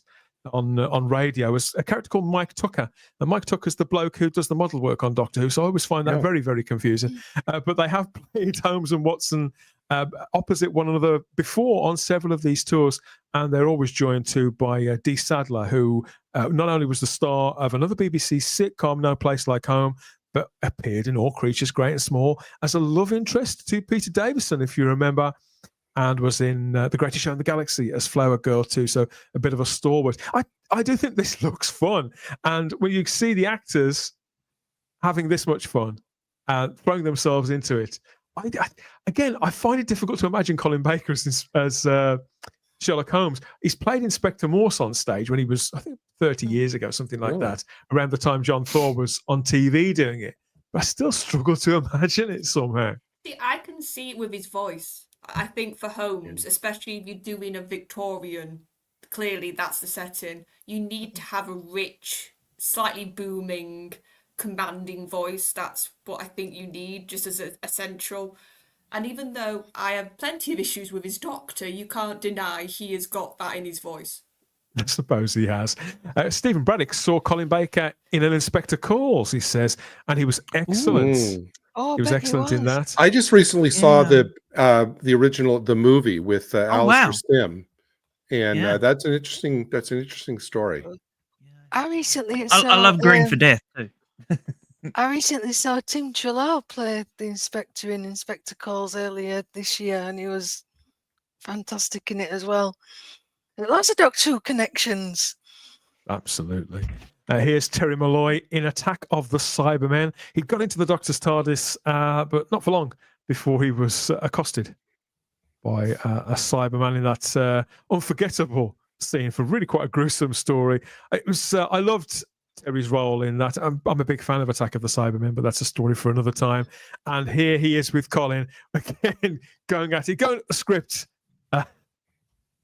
chewing it up practically in real time. There they are. Yes, so unfortunately, no more chances to go and see them do this. They've insisted that's the final tour. But maybe they'll do an audio version, an audio book, or put it on the radio at Christmas. I don't know. I mean, we've all heard the story, read the story. We know it inside out. Peter Cushing played Sherlock Holmes as well, didn't he? 2 or 3 times. So it is a very sort of doctor-friendly part. Yeah, and in Hammer's version of Pound of the Baskerville. That's a good one. Yeah. Yep. TV. Colin, I think Colin's stage work has been very, very varied from what I remember. But then again, so's Tom Baker. Tom Baker had played in Educating Rita, hadn't he, back in the 80s too, in the Michael Caine part as Frank. Oh, yes, he did too. University lecturer. Wow. Oh, yeah. He was really good at that, yeah. I can't remember who played Rita. I think it was somebody like Toya Wilcox, something like that. But I do like it when you see these pictures of doctors on stage in completely different characters. And obviously, a lot of Doctor Who fans go to see them in these things. As you say, Sarah, you went to see Peter Purvis, Colin Baker, and they know that we're there to see them because they were the Doctor or Stephen or whoever else. I think that's all part of the fun. And I get the impression Colin really loved doing that. Terry Malloy certainly throws himself into everything. I think he's a great asset to the Doctor Who family as well. Cheryl says, don't forget to book your tickets for the play The Sign of Four. So they're doing that. They're actually doing one. They're just doing another one. Is that what you're suggesting, Cheryl? Yeah, that's another Holmes story. So must be doing another one, just not with those two. It would seem so. There you go. So they're not retiring the whole Holmes and Watson shtick anytime soon. One person I can't imagine playing Sherlock Holmes is Sylvester McCoy. I can't see that. No. I can't see that somehow. Although I really did enjoy his turn in that movie that Rob Zombie made of the Munsters about 2 or 3 years ago. Oh yes, yeah, he actually was quite good in that. I could see him be Moriarty. I could definitely see him play that part. What would he sound like? I don't know. What would he sound like? It would be like elementary, my dear Watson. Yeah, he'd still do the R's. It's now 36 years, unbelievably 36 years since Sylvester and Sophie wandered off into the bush. It was hardly the most lavished or explosive season finales, was it? Or departures for Doctor on screen. We'd have to wait another nearly 7 years for that. But Sylvester and Sophie have had a big finish of their own or two as stalwarts of the line of audio adventures, of course, that have been running since 1999. Yeah, Sylvester was there right from the beginning. And Big Finish have published these brand new pictures just last week of Sylvester and Sophie together. This is to promote their new range. So they're sort of resetting the Seventh Doctor and Ace range, and they've chosen to go back to a far, far earlier time in their relationship. So to fill the gap between Dragonfire, that first Ace story, and when we next see them together in Remembrance of the Daleks at the beginning of season 25. I've always felt that during that time that the characters have travelled quite a lot, have got a little closer, really, in the time that we didn't see them. So I think that this is an ideal spot for Big Finish to tell some really traditional stories just between the two of these characters. This new range is going to be called the Seventh Doctor and Ace Wicked, and I suppose we'll see what happens when they start rolling those out. But obviously, the Sophie Aldred back playing that very early version of the character who's all sort of Professor and Nitro 9, rather than the sort of the anguish that Andrew Cartmel loaded her up with over the 2 seasons that followed. But what fun images these are of Sylvester and Sophie together. Had any of you seen these on social media? No. No, that's the most serious I think I've ever seen Sylvester playing the Doctor. Get off my lawn, isn't it? It's one of those. Yeah, and Sophie's doing the Capaldi point, which is very good. It takes a certain amount of self-assurance to wear a shirt with your own name on it, but that works for her. I think I love the title. I think Wicked, it just kind of sums up that first series. And because I always felt like I found Ace really irritating in Dragonfire. I mean, found a lot of things irritating in Dragonfire. It's not the best story, but then she's always seemed to have developed off screen, because by the time we come back with Remembrance, the characters changed so much already, and I do feel like we were kind of robbed of seeing that growth. So if they can capitalize on this, but again, it depends who's writing them. It depends on the scripts, I suppose. Of course. And even the character of the Doctor. I mean, to say that not only had Ace, it seemingly matured a little by the time Remembrance, that they'd already started shifting the Doctor's character from what he was in Dragonfire to Remembrance. So there's a lot to play with there. And it just feels like when they show up at the beginning of Remembrance, there's already a familiarity there. That's what I've always felt. Yeah. So there can't be too many pockets of Doctor Who history that Big Finish haven't exploited. I mean, filled. But here, I think, is definitely a viable one. I'll be watching for what they announce and when they announce it. And I just like seeing pictures like this. Obviously, Sophie's been playing this character now for 38 years. Wow. She deserves a medal for her loyalty as well. She was so young when she first played the part. Not as young as Ace was meant to be at the time, I know, but she was still very, very young. Obviously, Sylvester was succeeded by Paul McGann, another actor never really off the telly, and right now is no exception. So he's just appeared in Bookish, looking really quite scary, doesn't he? He looks like he's could be a serial killer in disguise. There, he looks like the Demon Headmaster.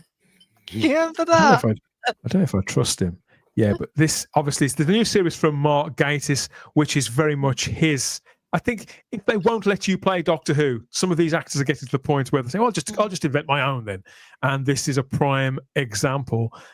He's worked with Paul McGann before; they've known one another a really, really long time. He's got lots of great talent in the show. We've spoken about it a little before, and I would imagine that Paul McGann's probably got 2 or 3 more things lined up, considerably bigger than his role in Bookish. But this series is still on You and Alibi right now. I still haven't started it, Sarah, unfortunately, so I don't know how much of it Paul McGann is in or not. How many episodes are you into it? Have you seen many? I'm on to the second one. Gotta say, I'm really enjoying it. I'm raring to go to talk about this whenever everybody's watched it.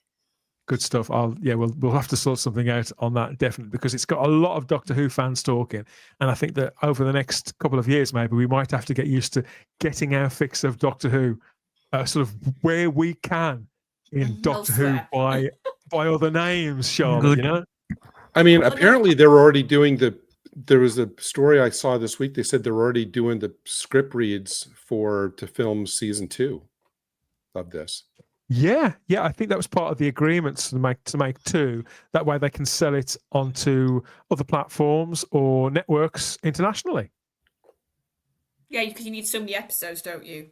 Basically, to get on like American streaming stuff and other things like that. He looks like George Orwell, says Richard. He does. I suppose he does. Yeah. Lord Thoth's not feeling it in the live chat on YouTube. He says, ugh. And Funky reminds us that Paul will always be the eye in With Nail and I to me. I've never understood the appeal of that movie. I think it's massively overrated. Like it's not as bad as the Rocky Horror Picture Show, but it doesn't annoy me quite so much. But it's not far off. Rocky Horror's got an anniversary coming up, Dan. Do you want to review that? No. But you have to dress up. That's we live enough around Rocky Horror in the real world, so I suppose, I'm the same with Dan. I'm we on do. Dan's side for that one. I suppose we do. Bang up to date now and back to audio. Obviously, this came out. When was it? Yesterday. So we talked about this. We've spoken about this a couple of times on the show already, but it's out now. The first of these new Christopher Eccleston 9th Doctor audio stories that reunite him with Billy Piper as Rose Tyler. They're continually putting out these new promotional pictures too across the Big Finish social medias. So here they are with Helen Rayner and Nicholas Briggs, and I think that's Tim Foley on the far right there in this lovely group shot. Lots of chunky knits and tweed and things like that. Every picture we've seen from this recording so far just hits me in the feels, I think. And obviously when you see people back in character, having a good time, throwing themselves into their work, and all the promotion behind this, I think, has really amped up. Maybe it's amped up expectation a little too far. I don't know, because obviously audio drama is audio drama. It's not for everybody. But for me, the novelty of hearing them back in these roles opposite one another all these years on, I wouldn't say I don't really care about the story, but I think if the first one is a bit of a runaround, I'll be fine with that. The sweet spot for this is directly after Father's Day, Sarah. We found out quite recently. I understand that you're looking forward to this as well. I am waiting by my letterbox because I've ordered the CD. I can't get on with downloads. I've got to have a physical copy. So I am waiting now for the next few days where it's going to go in. I'm so excited. My expectations are high. I think I do need to temper them a little bit. But yeah, I'm so excited for this. Like you were saying, Dan, it's more about just hearing them again. I mean, I hope the story's good. I don't want a dud story. No, of course again, not. there's only so much you can do in about, an hour's running time. On audio, so we'll see. So fingers crossed. Fingers crossed. Is anybody else interested in it? Oh yeah. When they promote things like this, I feel, Gary, I know that you're someone who likes expanded universe stuff.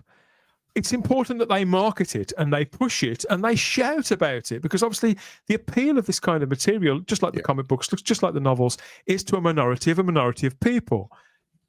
But the balance, I feel, between pushing people's expectations up that bit too high, it's really quite precise.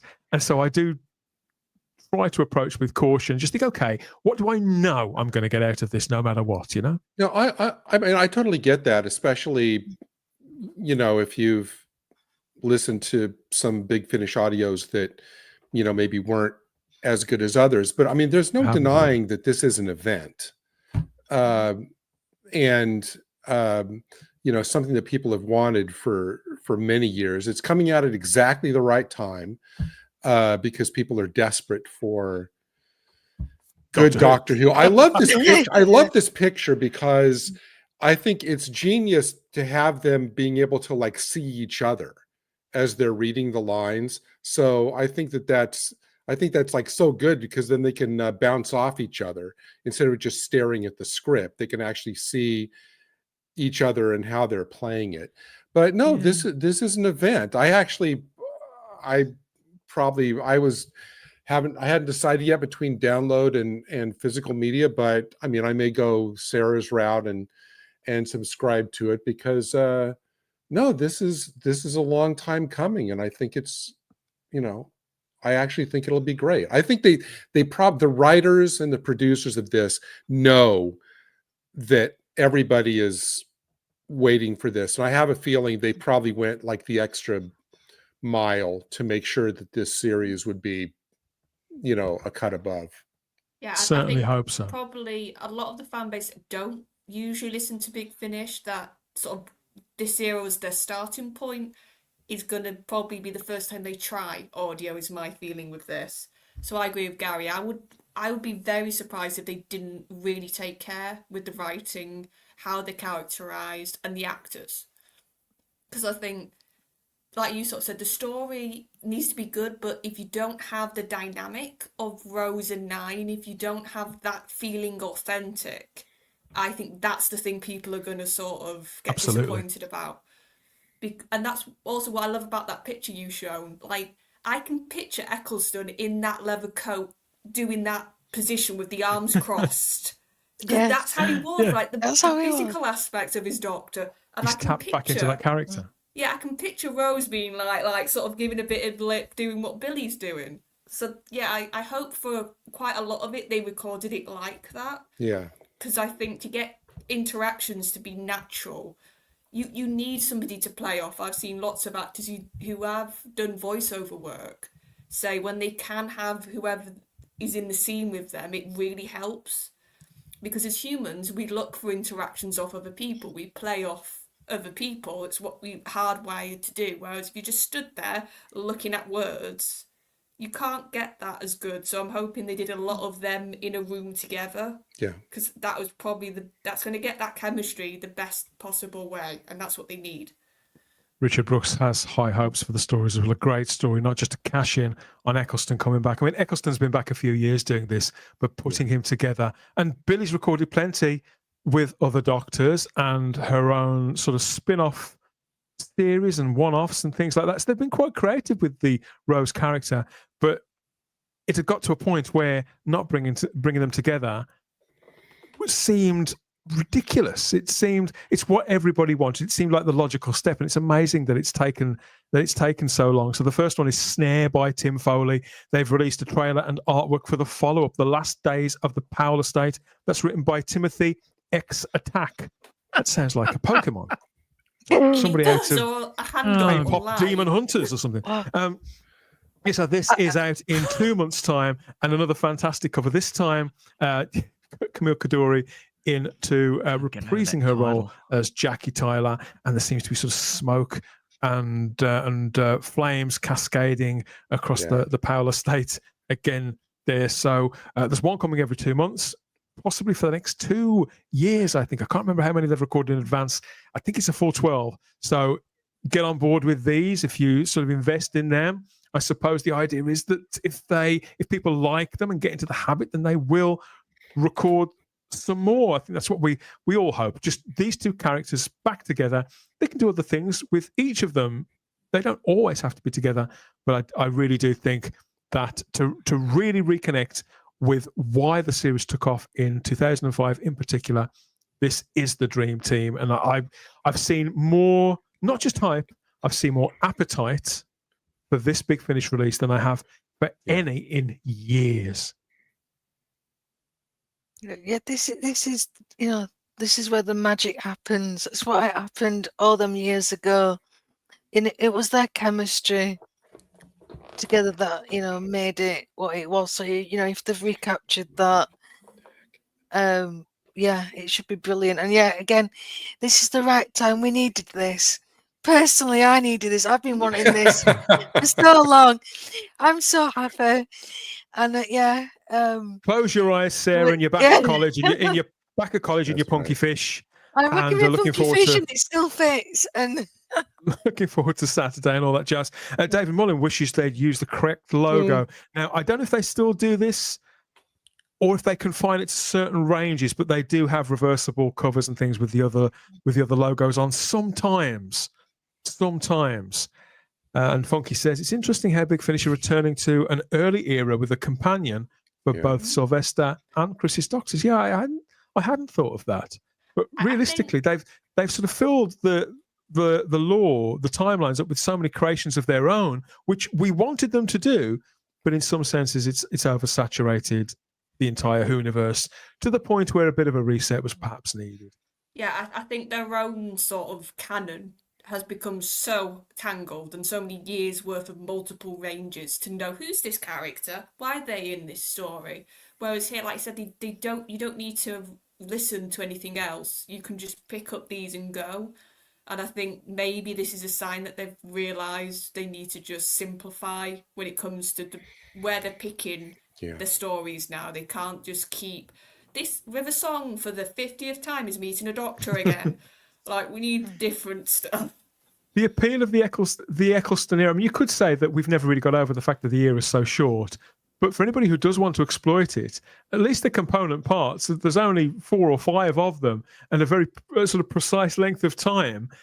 You can't really go that far wrong. Chris Eccleston only hanging around for one series. It's in some respects it helps the people who make this stuff because they can mine the character and the parameters of it for more. They can get more inventive, but also the things that are in place, like the 2 or 3 villains or monsters of that time, are kind of synonymous with that time. I always think of the Slovene and Christopher Eccleston. He didn't have the ego to come back and play the part twice, like some people. No 14th Doctor audio dramas yet, although I'm sure there will be some eventually. David Tennant's never really off the telly, so he had a game show flop this year as well for ITV, originally twice a week. It was a complete disaster. It was meant to be on at least twice a week. They ended up stripping it back to once and moving the slot around. Well, to be fair, he's never really put much of a foot wrong as regards his career until very, very recently. Ironically, the time that he starts talking about politics and issues outside of acting. So I get the impression he may be thinking again. He's recently appeared in that Jilly Cooper drama Rivals, which people really, really liked, and he's shortly to appear in this. This is The Hack. So this is based on a true story, a new drama. It's the story of the investigation into the phone hacking scandal at the News of the World from about 20 years ago. So it's the scandal that eventually closed down that newspaper. David Tennant plays Nick Davies, a real guy, a journalist who took on the story and tried to sort of bring it all down. He co-stars with Robert Carlyle, which David Tennant's good at this sort of stuff. He always delivers a certain quality of performance. Putting him opposite somebody like Robert Carlyle, this could be unmissable. Speaking of Sherlock Holmes, Robert Carlyle's just been cast as Sherlock Holmes too. I saw that's in that new Watson series, isn't it, for American TV? Yeah, I haven't watched that. But I love Robert Carlyle. I've watched practically anything. Yeah, no, I used to like what was the name of the Scottish show that he was in as a cop? Hamish Macbeth. That's it. Yeah, that's the first time I loved him in sort of my guilty pleasure Once Upon a Time when he played Rumpel Stiltskin. Oh yeah, I've it was so good. That. Yeah. I've never that seen was it. fun. That was really I've fun. never really seen good it. I've never seen that show, but I know loads of geeks who absolutely loved it and say exactly the same thing as you, Charlotte, that it was a kind of a guilty secret they don't like to tell anybody about. Well, it was sort of like Disney doing the fairy tales with a lot of soapy sort of elements chucked in and ridiculous reveals and plot twists. But he was such a highlight because Robert Carlyle can sort of play these dubious characters that they can be cackling villains in 1 minute, and he did this with Rumpel, and then he can actually be quite scary and and you go, oh, okay, I'm not going to mess with you. And I think to get those extremes is really hard. Yeah, and he was a Bond villain too. He's one of Britain's best character actors. Stargate he Universe obviously as well. He should have played the Doctor, but I think the nearest he came, actually, Matt, was as probably the lead character of Stargate Universe. He played the kind of the intense tech expert who didn't really say that much to people, who had interesting hair. He was a bit of a villain. He was a bit of a the anti-hero type. Dr. Smith in that one, yeah. Yeah. So character. Yeah. Oh no, I've also, always liked him. He's a good actor. Also in the Hack is you've seen there is Toby Jones, another Doctor. Some would say as the Dream Lord in the Matt Smith bad wig era. Oh, it's going to be good if Toby Jones in it. That's your hallmark there. It's going to be a good drama. Isn't that the guy from the repair shop next to Oh, him? Sarah, you're so easy. Usually I avoid ITV dramas just like I do BBC dramas now, like The Plague. But Tennant's turn as Des in that serial killer drama from around 5 or 6 years ago, he was superb in that. It takes a lot for me to forget I'm watching David Tennant or Doctor Who when David Tennant's on screen, no matter what colour his hair is, what he's wearing, or whether he's got a beard or not. But in Des, he was absolutely sensational. And maybe this will work. Who knows? It's coming to ITV and ITVX, just as coming soon. So if you like your real life crime stuff and you love David Tennant, if you want to, one of the people who still loves David Tennant, then yeah, you can get on that. In many respects, it sometimes feels like David Tennant is the only actor in Britain. You know, he's in that many things, but then again, you know, you can see why people keep employing him. If people will always watch, if they'll always turn up for an actor, if someone is popular or has a track record of delivering, whether they're playing villains or heroes, romantic leads, or if it's a comedy or a drama, yeah, you can see why they continue to employ them, can't you? It's just he's jeopardized his position, I feel, in the hearts of certainly British viewers by making some of his opinions known. And he, just like Peter Davison's given that interview there to Life Stories, David Tennant did give an almost soul-searching interview towards the tail end of last year, where he sort of suggested that he kind of regrets opening his mouth, but then very sensibly he closed it, and we've heard precious little out of him ever since. I suggest he leaves it. He leaves it that way. I'm not much of a fan. I'm not much of a fan of Peter Capaldi's singing either, I have to say. So David Tennant, stop talking. Should Peter Capaldi stop singing? I don't know. Look, he's having a blast. He's having a blast doing this in 2025. Peter Capaldi up and down the country, not just appearing in dramas and meeting lots of fans. You know, again, he's very open to meeting fans, but he is now playing music from his 2 albums at various venues of different sizes all over the country. So there's the first album from a couple of years ago there, St. Christopher. Again, interesting covers. Shame about. Look, if some people might like this stuff, I don't know. It's all a bit dour for me. It's like Christopher Lee doing heavy metal. It just doesn't work. I do like that lamppost cover. It's very striking. Yeah. Capaldi's style is, I feel, very reminiscent of someone like Leonard Cohen. If you've heard either of these 2 albums, on stage, I get the impression that he's very much channeling several of his heroes, particularly David Bowie. Peter Capaldi's he's 67 now, and regardless of what I think about his singing, I do love that a 67-year-old guy can still live out his ambitions, be creative, be brave, and find an audience for the things that just brings him pleasure, Sarah. You know, so I joke about this. I think, well, I'd probably go and see it. I'd put the earplugs in and go, but take them out and go meet him after the show, you know? Yeah, well, he's just living his best life. I'm so happy for him that he's in this position. Yeah, I've got to say, I did try and get into his music because I do like him a lot, but It's not my style, I've got to say. He's totally dressed as in that picture you just had up, Dan. He's totally dressed as season 7 Pertwee. I mean, look at that other picture with the tie and everything. That's totally what he's going for there.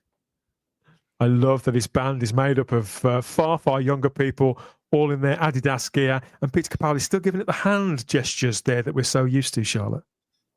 Yeah, the thing is, Peter's got stage presence, like, for days. Like, even if the singing is not the best, at least he comes on stage, he sort of just commands attention.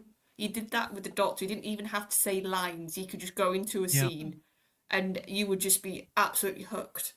I like Sarah. Like, he's now at this part of his life. He's done plenty of acting. It's not like he needs to carry on doing work. If he wants to just be a rocker for a bit of his life, let him. Like, if he's enjoying it, there's no harm. In all fairness, we just lost Ozzy Osbourne, of course, and I say the same thing about him as I'll say about Peter Capaldi. In many respects, Ozzy Osbourne couldn't really sing, but he could perform, and I think it's the same with Peter Capaldi. He sort of throws himself into it. He can certainly play a guitar a damn sight better than I could. So, I'm not going to knock the guy. And if you've been to see Peter Capaldi, let us know how it was, and if you get to meet him afterwards. When I see the pictures that you arranged there, those 4 pictures on stage there, Dan, you know what I want more than anything now? I want Peter Capaldi and Simon to perform together on stage. Oh, good. With all of the divas. Yeah. I mean, can you see that? I could see that. That would be awesome. Playing the Doctor Who theme on Sim. What's the expression? A sing-off? Is that a thing? Have a sing-off. Yes. Simon there on the keyboards and Capaldi there sort of giving it some, like he was at Glastonbury when he played with Franz Ferdinand. Which again looked like he was having the time of his life, and I never begrudge that anyone, let alone a man who played my childhood hero so beautifully, from one extreme to the other. Amazingly, people still employ Jodie Whittaker after her god awful turn as Doctor Who. ITV have just unveiled this first look at a new thriller series they've got coming up. It's called I know. It's called Frauds, believe it or not. It stars Jodie. Is it a biopic? And, is this guest starring Ncuti Gatwa and Joe Martin as well?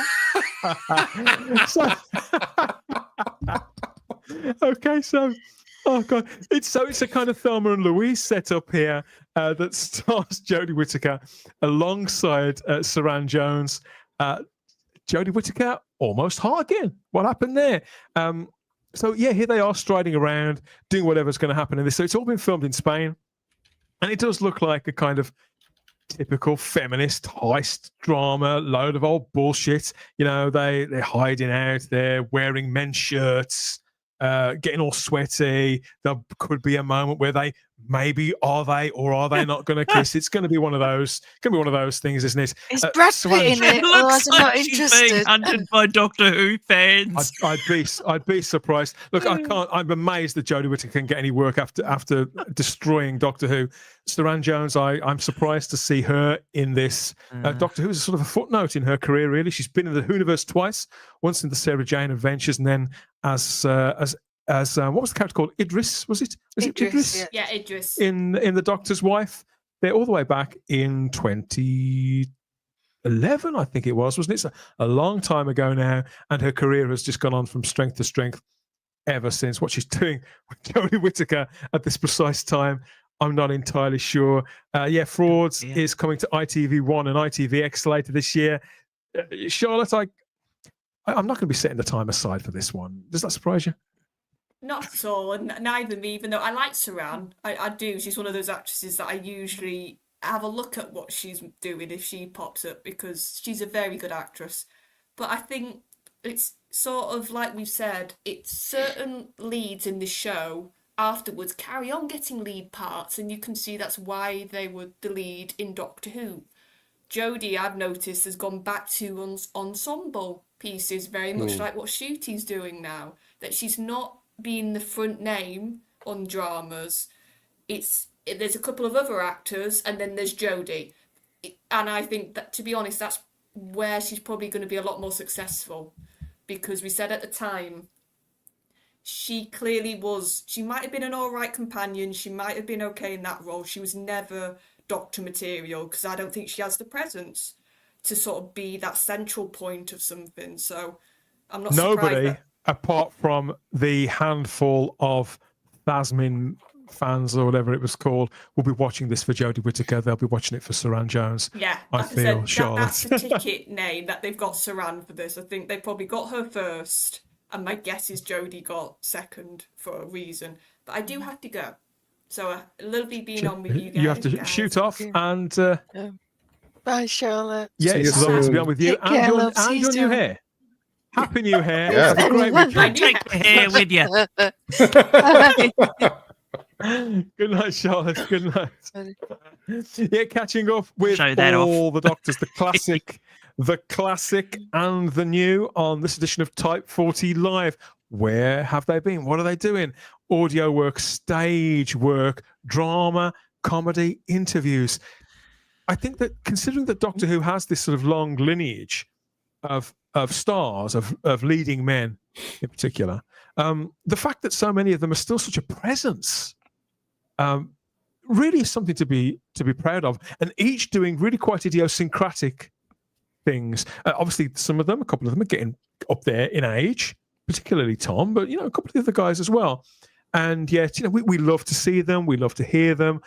Again, the central principle is we want them to be in good stuff and to enjoy their roles, enjoy their lives.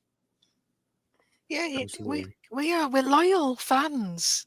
We want to see them in other things. We get attached to these people, not just the characters, but the personalities themselves. Especially, somebody with a strong personality like Tom or Colin, and obviously we want them to do well, and we get that level of affection. And in some cases, they go on to things that we love just as much.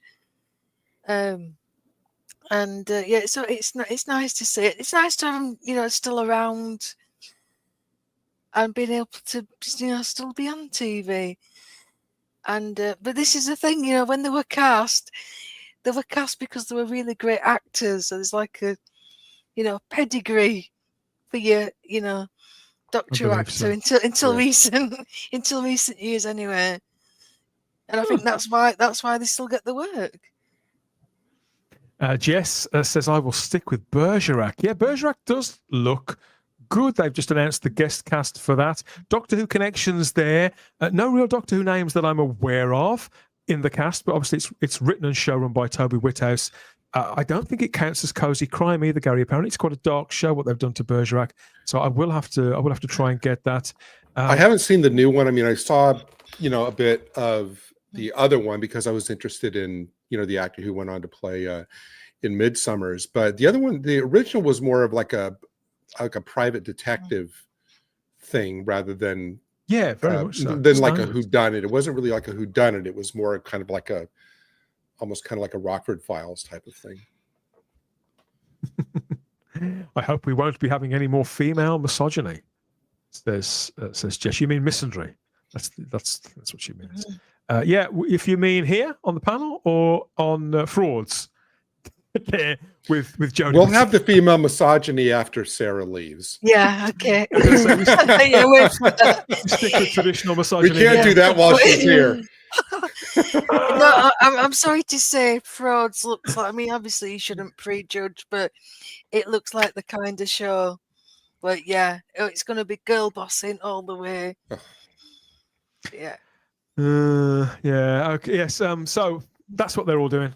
Where you can see them in the coming months. What are your plans? What are you going to add to your playlist? There, make time in your schedule for, or shall you do what Ofcom suggests that you do, and then you're going to stick with YouTube, stick with us here at Type 40 Live. Let us know if any of that is going to make your radar when the autumn kicks in. I think we all tend to spend a little bit more time, don't we, in front of the screen, because the beauty of modern times is that we get to decide what we watch, not them.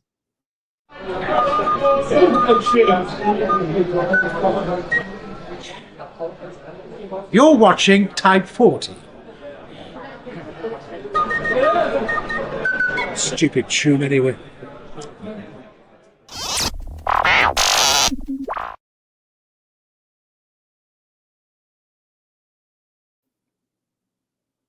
Yes, relax, everybody. It's back. It's been a while, I know, but we're here again, flying the flag for the talent, dedication, and boundless creativity that exists out there in the Doctor Who fandom, because it's second to none. And so there's never any shortage of pretty pictures to distract us from all the dull and greyness of our everyday lives. And of course, there's nothing more dull and grey than the walls of this TARDIS, everybody. Impossibly big, nicely lit, I suppose, up to a point, but those walls so grey. So what we want is fan art of any kind. So it could be traditional, could be digital, so it could be crafting or cosplay, it could be colorization, or the opposite, or even AI artwork. We're keen to see whatever you point us in the direction of. And this is our first selection, we know, in a couple of months. First of all, there's this. Now, I think a lot of us have probably seen this next image several times, because it's a piece by Don Smith, who was the kind of the house photographer for many years on the Radio Times. And as part of those duties, quite understandably, at the height of its popularity during the classic era, he was often called on to photograph, to chronicle the ongoing history of the classic series of Doctor Who. Some of the images, Sarah, we've seen over and over and over again. You know, they turn up all the time. But there's others that are more curious. And you think, what story was that from? Where and when did that happen? And how did they get them to agree to that? And isn't it a good job that Deborah Watling, in this case, had a great bra on? Yes, it looks very cold. Here are the cast of Doctor Who from all the way back in 1965. Deborah Watling, Patrick Troughton, and Fraser Hines. They were recording Fury from the Deep, I think. So this is on a beach, and taking a moment to have a few publicity pictures snapped by Don Smith for the Radio Times.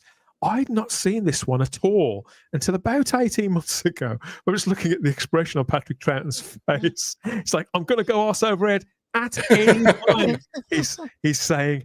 And I think that somebody is just holding a pint of mild there, just out of Fraser's grasp as he lurches to victory. I think he's trying to overtake Patrick Troughton. So here's the picture. But why are we looking at it as part of the Pretty Pictures gallery? Well, it's because Clayton Hickman's got a hold of this picture and worked some magic to really bring it to life with colorization and straightening up a little bit so we can see it and them in glorious colour on a beautiful day there, all the way back in 1965. Isn't this fabulous? I mean, Clayton doesn't do as much Doctor Who colorization as he used to, sadly, but when he does, this is what we get. Gorgeous stuff. Oh, it's such a good job, and yeah, it's stunning. I would frame this print and happily hang it up. Yeah, me too, Gary, me too.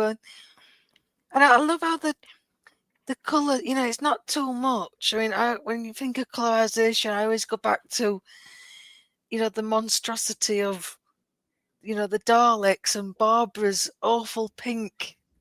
Yeah, they're awful, like, saturated. But this is just really gentle and subtle. And it just fits perfectly. Is Debbie Watling running in heels? Those look like pointed heels. I think she is. She's doing if she was trying to run along the beach in those heels, I feel it's impressive. Boy. It is impressive. the thing is, obviously, to colorize moving images as part of a drama for 20 minutes is one thing, and a still image is another, in fairness to the guys that work on those. But Clayton is a master of, I agree, sensitivity and of tone and of texture.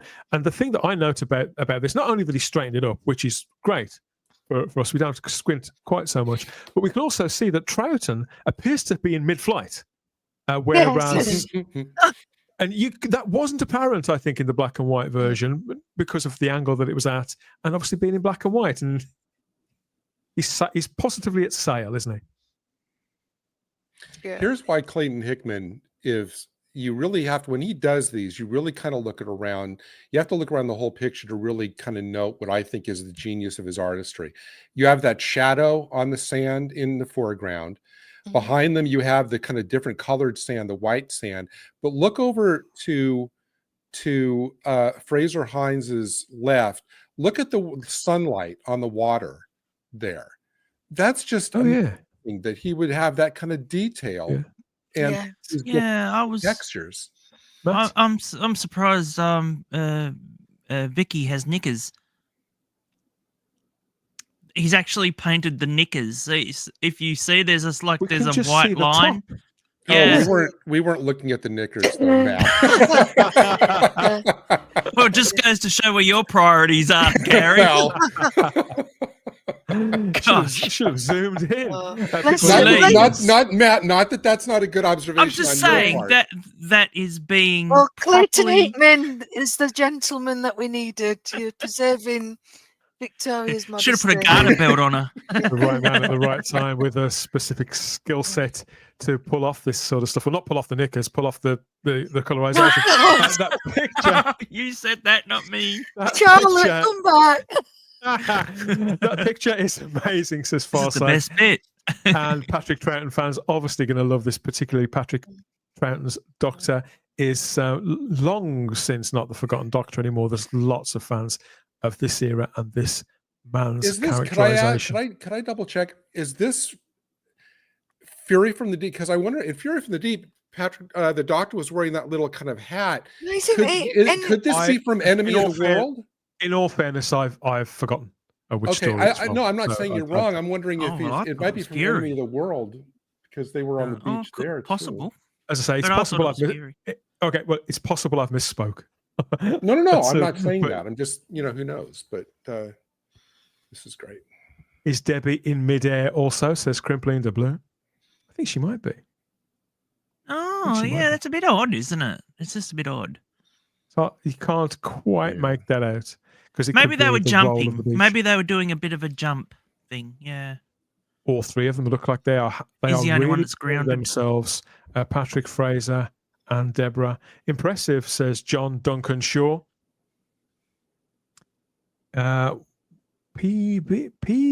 No, I can't read that out. Gosh. I think it's okay. I'm not sure which story it is. We can do this all day. Oh my God. Well, look, it's Patrick Troughton, Fraser Hines, and Deborah Watling. Come on, guys. Give me a break. And her knickers. They're out in the seaside. Talking about Victoria's knickers fits in perfectly with the practical jokes at the time, reminds us funky. All those anecdotes we've all heard dozens of times, mostly from Fraser Hines. Maybe they are skipping, says John Duncan Shaw. Perhaps. I've said to Clayton Hickman through the wonders of social media a couple of times, if he doesn't make these colorizations into some sort of calendar or so prints of them, somebody will. Maybe if we could raise money for charity or to be something glossy. like. I'd absolutely get this one. I would buy that in a heartbeat. I really would. And a lot of calendars now are actually coming out with so you can actually put them as their own prints, as well. Yeah, so, they perforate. They have a perforated line, don't they, between the artwork and the date, so you can, after the year is spent. If you're obviously Doctor Who fans, we tend to keep stuff like that. But Yeah, I've normal kept a lot of people, They could put out a calendar and call it Victoria's Knickers. Victoria's Secret. Knickers, That's what it knickers. should be. Hey, people really like this. Any fish smoking the seaweed? Asks John Duncan. I don't bloody know. Maybe. Okay, so that is from Clayton Hickman. Still active on social media, not as much as he used to, because obviously when you've got talent like that, you've got that sort of skill set which he's worked on a number of years, then the man gets a lot of work. So you can see a great example of his work regularly across an array of magazines in newsagents in Britain. There's a lot of covers for magazines like Mojo, sort of colorized images of people like the Rolling Stones and the Carpenters and all these kind of recording artists from times past. And I've seen him do other actors too, people like Tony Hancock. So again, he gets to explore things outside of the TARDIS, I suppose. but I do get the impression that when he wants to try out a new technique or do an image just for himself, he will do it and put it out on social media, knowing that we're going to lap it up and give him the praise that he deserves. So go and find Clayton Hickman over there on X and Instagram, and you'll see a link to his Buy Me a Coffee account, and go and tell him that Type 40 Live sent you, and we think his work is astonishing. Okay, on further in time, and to tie in to the dynamic return of the Ninth Doctor and Rose in Snare, which was published just yesterday. Here's a great piece of artwork from Nellie Bartz of the Ninth Doctor and Rose, who've been compartmentalized, quite literally here, jammed in a box at an undisclosed location. Where's his leg going now? Where's his Yeah, no, I just, yeah. I No, just I'm not noticed saying that. nothing. Okay. Yeah, but I was going to say it's Captain Jack put them in there, but maybe not. I wouldn't put it past him. But yeah. Are you sure? Excuse me. Are you sure this isn't AI, Dan? Because she's got 5 fingers. You look at her. She's got 5 fingers and a thumb. Oh, well, so did Pertwee on that collection cover. Do you notice? Yeah. Well, look, it's credited. Nellie Bartz is the one who's published it, and it looks traditional to me. So maybe in her part of the world, or maybe it's her own fan fiction where Rose is. You know what this reminds me of? Finger. What's she gonna do with that? This reminds me of the little Willy Wonka corridor when they're all stuck in that really, really small corridor in the movie. That's what this reminded me of. Good, clean, sort of innocent fun. She's got the expressions. Weird. Oh no, I think it's cute. She's got the expressions. Yeah, but he's got his. Where's he got his boot? Well, you don't mention that, Matt. Don't mention that. Yeah, come on. You can't exactly say, oh, well, it's just sitting there. Where is it sitting? It's on the wall. It's on the What's wall. it sitting on? Very, says Rob Alexander. Ew, says Vanessa Law. Oh, dear, says Robert Brooks. And Rob Alexander thinks, well, weird. I think he means me, not the artwork. I think he might be talking about the hand. you could be right. I like the ideas there. The ideas, and I love that Rose's Boomtown outfit with the Tom Baker style scarf. That's what actually attracted me to this. I like the colours. I like the style. Right. That's where your eye goes. I like the scarf. I like everything about this. It's got a kind of. It almost looks. That's the thing. It looks like it's an illustration from a kid's book or something until you catch the sort of the cheeky side to it. Yeah. He's going to lose his boots, suggests Funky. Okay. I'm sure she's lost plenty up there. And Tom at Teedwell Productions reminds us that Mickey will almost certainly get jealous. Jess suggests that hands can be some of the hardest to draw, even for experienced artists. AI has a real problem with it. And Stephen suggests it could give a whole new meaning to the phrase foot massage. Yes. Oh God. I think back to the graph at the beginning of the show, how 4 to 15-year-olds are the biggest viewers of YouTube. I really hope no 4-year-olds are watching this right now. I just think it's something. Just think it's quite innocent. Pray for Gerald effort. confesses, I have trouble drawing hands. I have trouble drawing hands too. Yeah, good stuff. Talk about sexual tension, says Stephen Braddock. But it puts the kiss into perspective. There was no sexual tension between the two. I suppose it right. So yeah, that's Nellie Bartz there, who's a bit of a mucky pup, it has to be said, but nevertheless, go and find Nellie on social media. I suspect that may be some sort of anagram or something. And Nellie Bartz might be a pseudonym for somebody else. But yeah, go and find Nellie Bartz over on Instagram and say where you sort of love her work. From one Rose to another, the fan art has started to appear for Billy Piper's new character appearance stint, whatever it's going to be. This one is from Oliver Chenery. I think she's got 5 fingers on this one. Only 4, and a thumb. You can just make out a thumb.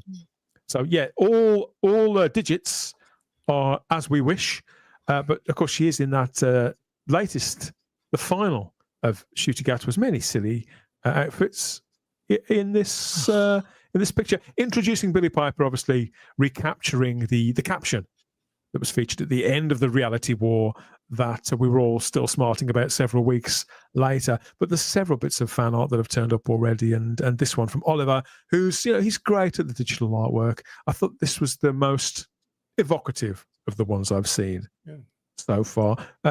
Conversation has died down. Conversation has died down around it, but the drawback is, Sarah, that we still see the same two images everywhere, don't we? So it's when artists can just give us something else. Yeah, it's refreshing just not to see the big Cheshire cat grin. But yeah, this looks a lot better. This looks better than what was on screen, and it almost fits her better. Facially, it it's is a very dress. striking. Very striking, the face. It does. She's got a kind of, she's got a sort of, I wouldn't say a doctorish look in her eye, but like almost sort of mournful look in her eye, as if something's happened. Oh God, what's happened this time? Dude chest says Richard Brooks. Well, yeah, it's still Ncuti Gatwas. She looks great, says Lord Thoth. And Jess asks, she looks very Youth of Joyce. I suppose she does a little. Gotta admit that the console and the column looks really good. It's very evocative there. I think that's the best again I've ever seen, this modern one. It's visually striking, and I'm saying a lot here because, you know, none of all of this has left me cold the past 2 years. But it does. I like the lighting. Just the 2 years. So, well, I don't. Sorry, did I miss something? I've got a trapdoor in my mind, and I've tipped it off, Matt, never to be opened again. Yeah. To be continued, obviously, maybe one day. Billie doesn't seem to know any more than we do. Realistically, we talked about her recent convention panel appearance, and it was really interesting. And again, I don't blame Billie for necessarily getting involved again when she did. We just hope that whatever comes out the other end is going to be enjoyable, productive, creative. It'll certainly get people's attention. But of course, the problem with Doctor Who over recent years is it's got entirely the wrong kind of attention for all the wrong reasons. At least it's still inspiring someone, including Oliver Chenery here, one of many fan artists who has risen to the challenge of imagining Billie Piper in whatever this new character is going to be in this bit of fan art. So, yeah, if you like it, go and check out Oliver's other work. He's very prolific, lots of work, professional stuff, and things he does for his own amusement. Very active on X and Instagram. So go and connect with Oliver and yeah, go and tell him that you love his work if you do. Or if not, don't bother. Okay, so yeah, we do want more fan art. Of course we do, mainly because these walls are so very big and so in grey. So we need more fan art to plaster the walls with. When we do make these regular trips back to the gallery, they may not be as regular as they were before. While we move the furniture around a little bit and mess with our own desktop theme, but we will always strive to include fan art because it's something that's genuinely close to most of our hearts. I'm certain. So send it our way or us its way, and we can continue to bring you some of the best in Doctor Who fan art, even if it might not necessarily always be the most appropriate. But yeah, whoever cared about being appropriate? We never really have here at Type 40 Live. I'm Leela, over 17, and you should watch Type 40.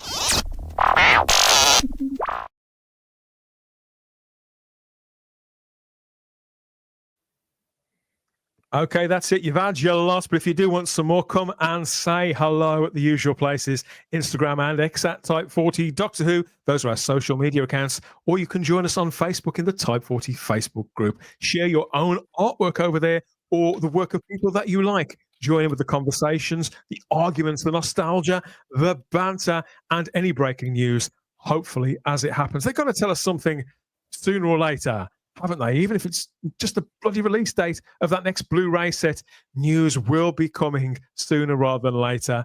And maybe we should just enjoy the quiet spots when we can to get stuck into whatever Doctor Who that we love the most from the past, whether it's on telly or in print or audio, and want to know what you like and how you're amusing yourselves, how you are cleansing your palate from across the decades of Doctor Who in the wake of that bloody awful season finale a couple of months ago. I think gradually I'm getting there, Sarah. I'm washing myself mentally clean. That's good to hear. Yeah, just keep watching the good stuff and listening to the good stuff. Absolutely. This Big Finish stuff is certainly going to be my palate cleanser going forward. Speaking of listening to the good stuff, Doctor Who Podcast Day coming in 2 days' time as of streaming date, August the 9th, like it is every year. Hashtag DWPD, hashtag Doctor Who Day 2025. All the hashtags are over there at the Doctor Who Podcast Day social medias. So it's for creators and for listeners alike. Whatever your favorite podcast is or podcasters, you can share your love for what they do if it makes a difference over there on social media with those hashtags. If you create your show, promote your efforts and get to converse, to chat, to compare with other content creators too. So that's the spirit, very much the spirit of Doctor Who Podcast Day. We are ground zero for all of that here at Type 40 Live. We have great relationships with so many other creators out there, and we'll be bringing more of them back onto the panels in the not too distant future, I'm sure, when everybody gets back from bloody holiday. Not everybody has all the time in the world to talk about Doctor Who, strangely. People do have lives. So I've found out, Sarah. You've been on a couple of trips this last couple of weeks, haven't you? Enjoying the school holidays and all the rest of it, a couple of family birthdays and things. But I'm so glad you could make it back again for another Thursday stint with us. How could I miss this? You're wonderful company. Where anything can happen and does happen. No, it's been wonderful. Yes, I'm staying put for a little bit now. I think I've got another excursion towards the end of the month. But yeah, apart from that, I'm back for a little bit. So yeah, bring it on. Wonderful. We've still got some more feedback here in the live chat. People debating the merits or not of Corduroy. Only at Type 40 Live. Crimpling doubloon as ever, watching the schedules for where we can see Doctor Who legends starring in other things, classic TV shows and movies. Jess says Cornish pasty, bubble and squeak, long night, stroke, morning ahead. I don't think I've had bubble and squeak since I was a kid. I always think of Wind in the Willows. Bubble and squeak. Love it. I don't think I've ever seen that. Come to think of it. That's what it will be. Sweet dreams, hugs for everyone from Cheryl there in the live chat. Bless your heart. Demorpin says, as much as I'm a no hanky-panky in the TARDIS person, Demorpin is a fan of that bit of fan art with the Ninth Doctor and Rose. You dirty devil. Have that one for free, Demorpin, on us there. What else? It's always great to see. Is that gone? It's always great to see Starry live, says Funky there. Not live like Peter Capaldi's live. But we're working on it. We'll get you a What about men? We'll give her a guitar next time. We never get any love. I can't play the guitar. the girls always get it, don't they, Matt? Whether it's new haircuts or come on. Yeah. I don't know. Never mind. Look, Matt, we appreciate you, my friend. It's great to have you back on the show, as always, for getting up just for us. How's Friday looking so far, though, as a real life time traveller? It's going to be a long day, I think. Oh, bless you. I'm not going to get out of that. I'm not going to get that boot out of my head either. It's just no. The stuff of nightmares. The stuff. I do like to torture you guys sometimes, don't I? And 6 fingers, yeah, not good. Tom from T-Dwarf Productions has been in the live chat too, and we've got a progress report here on his various creative efforts. I'm making a moon-based Cyberman. Very next. good. Oh, fantastic, Tom. Jess insists that she's not a fan of Corduroy. I think the lady protests a little bit too much. Wears out too much, too quick.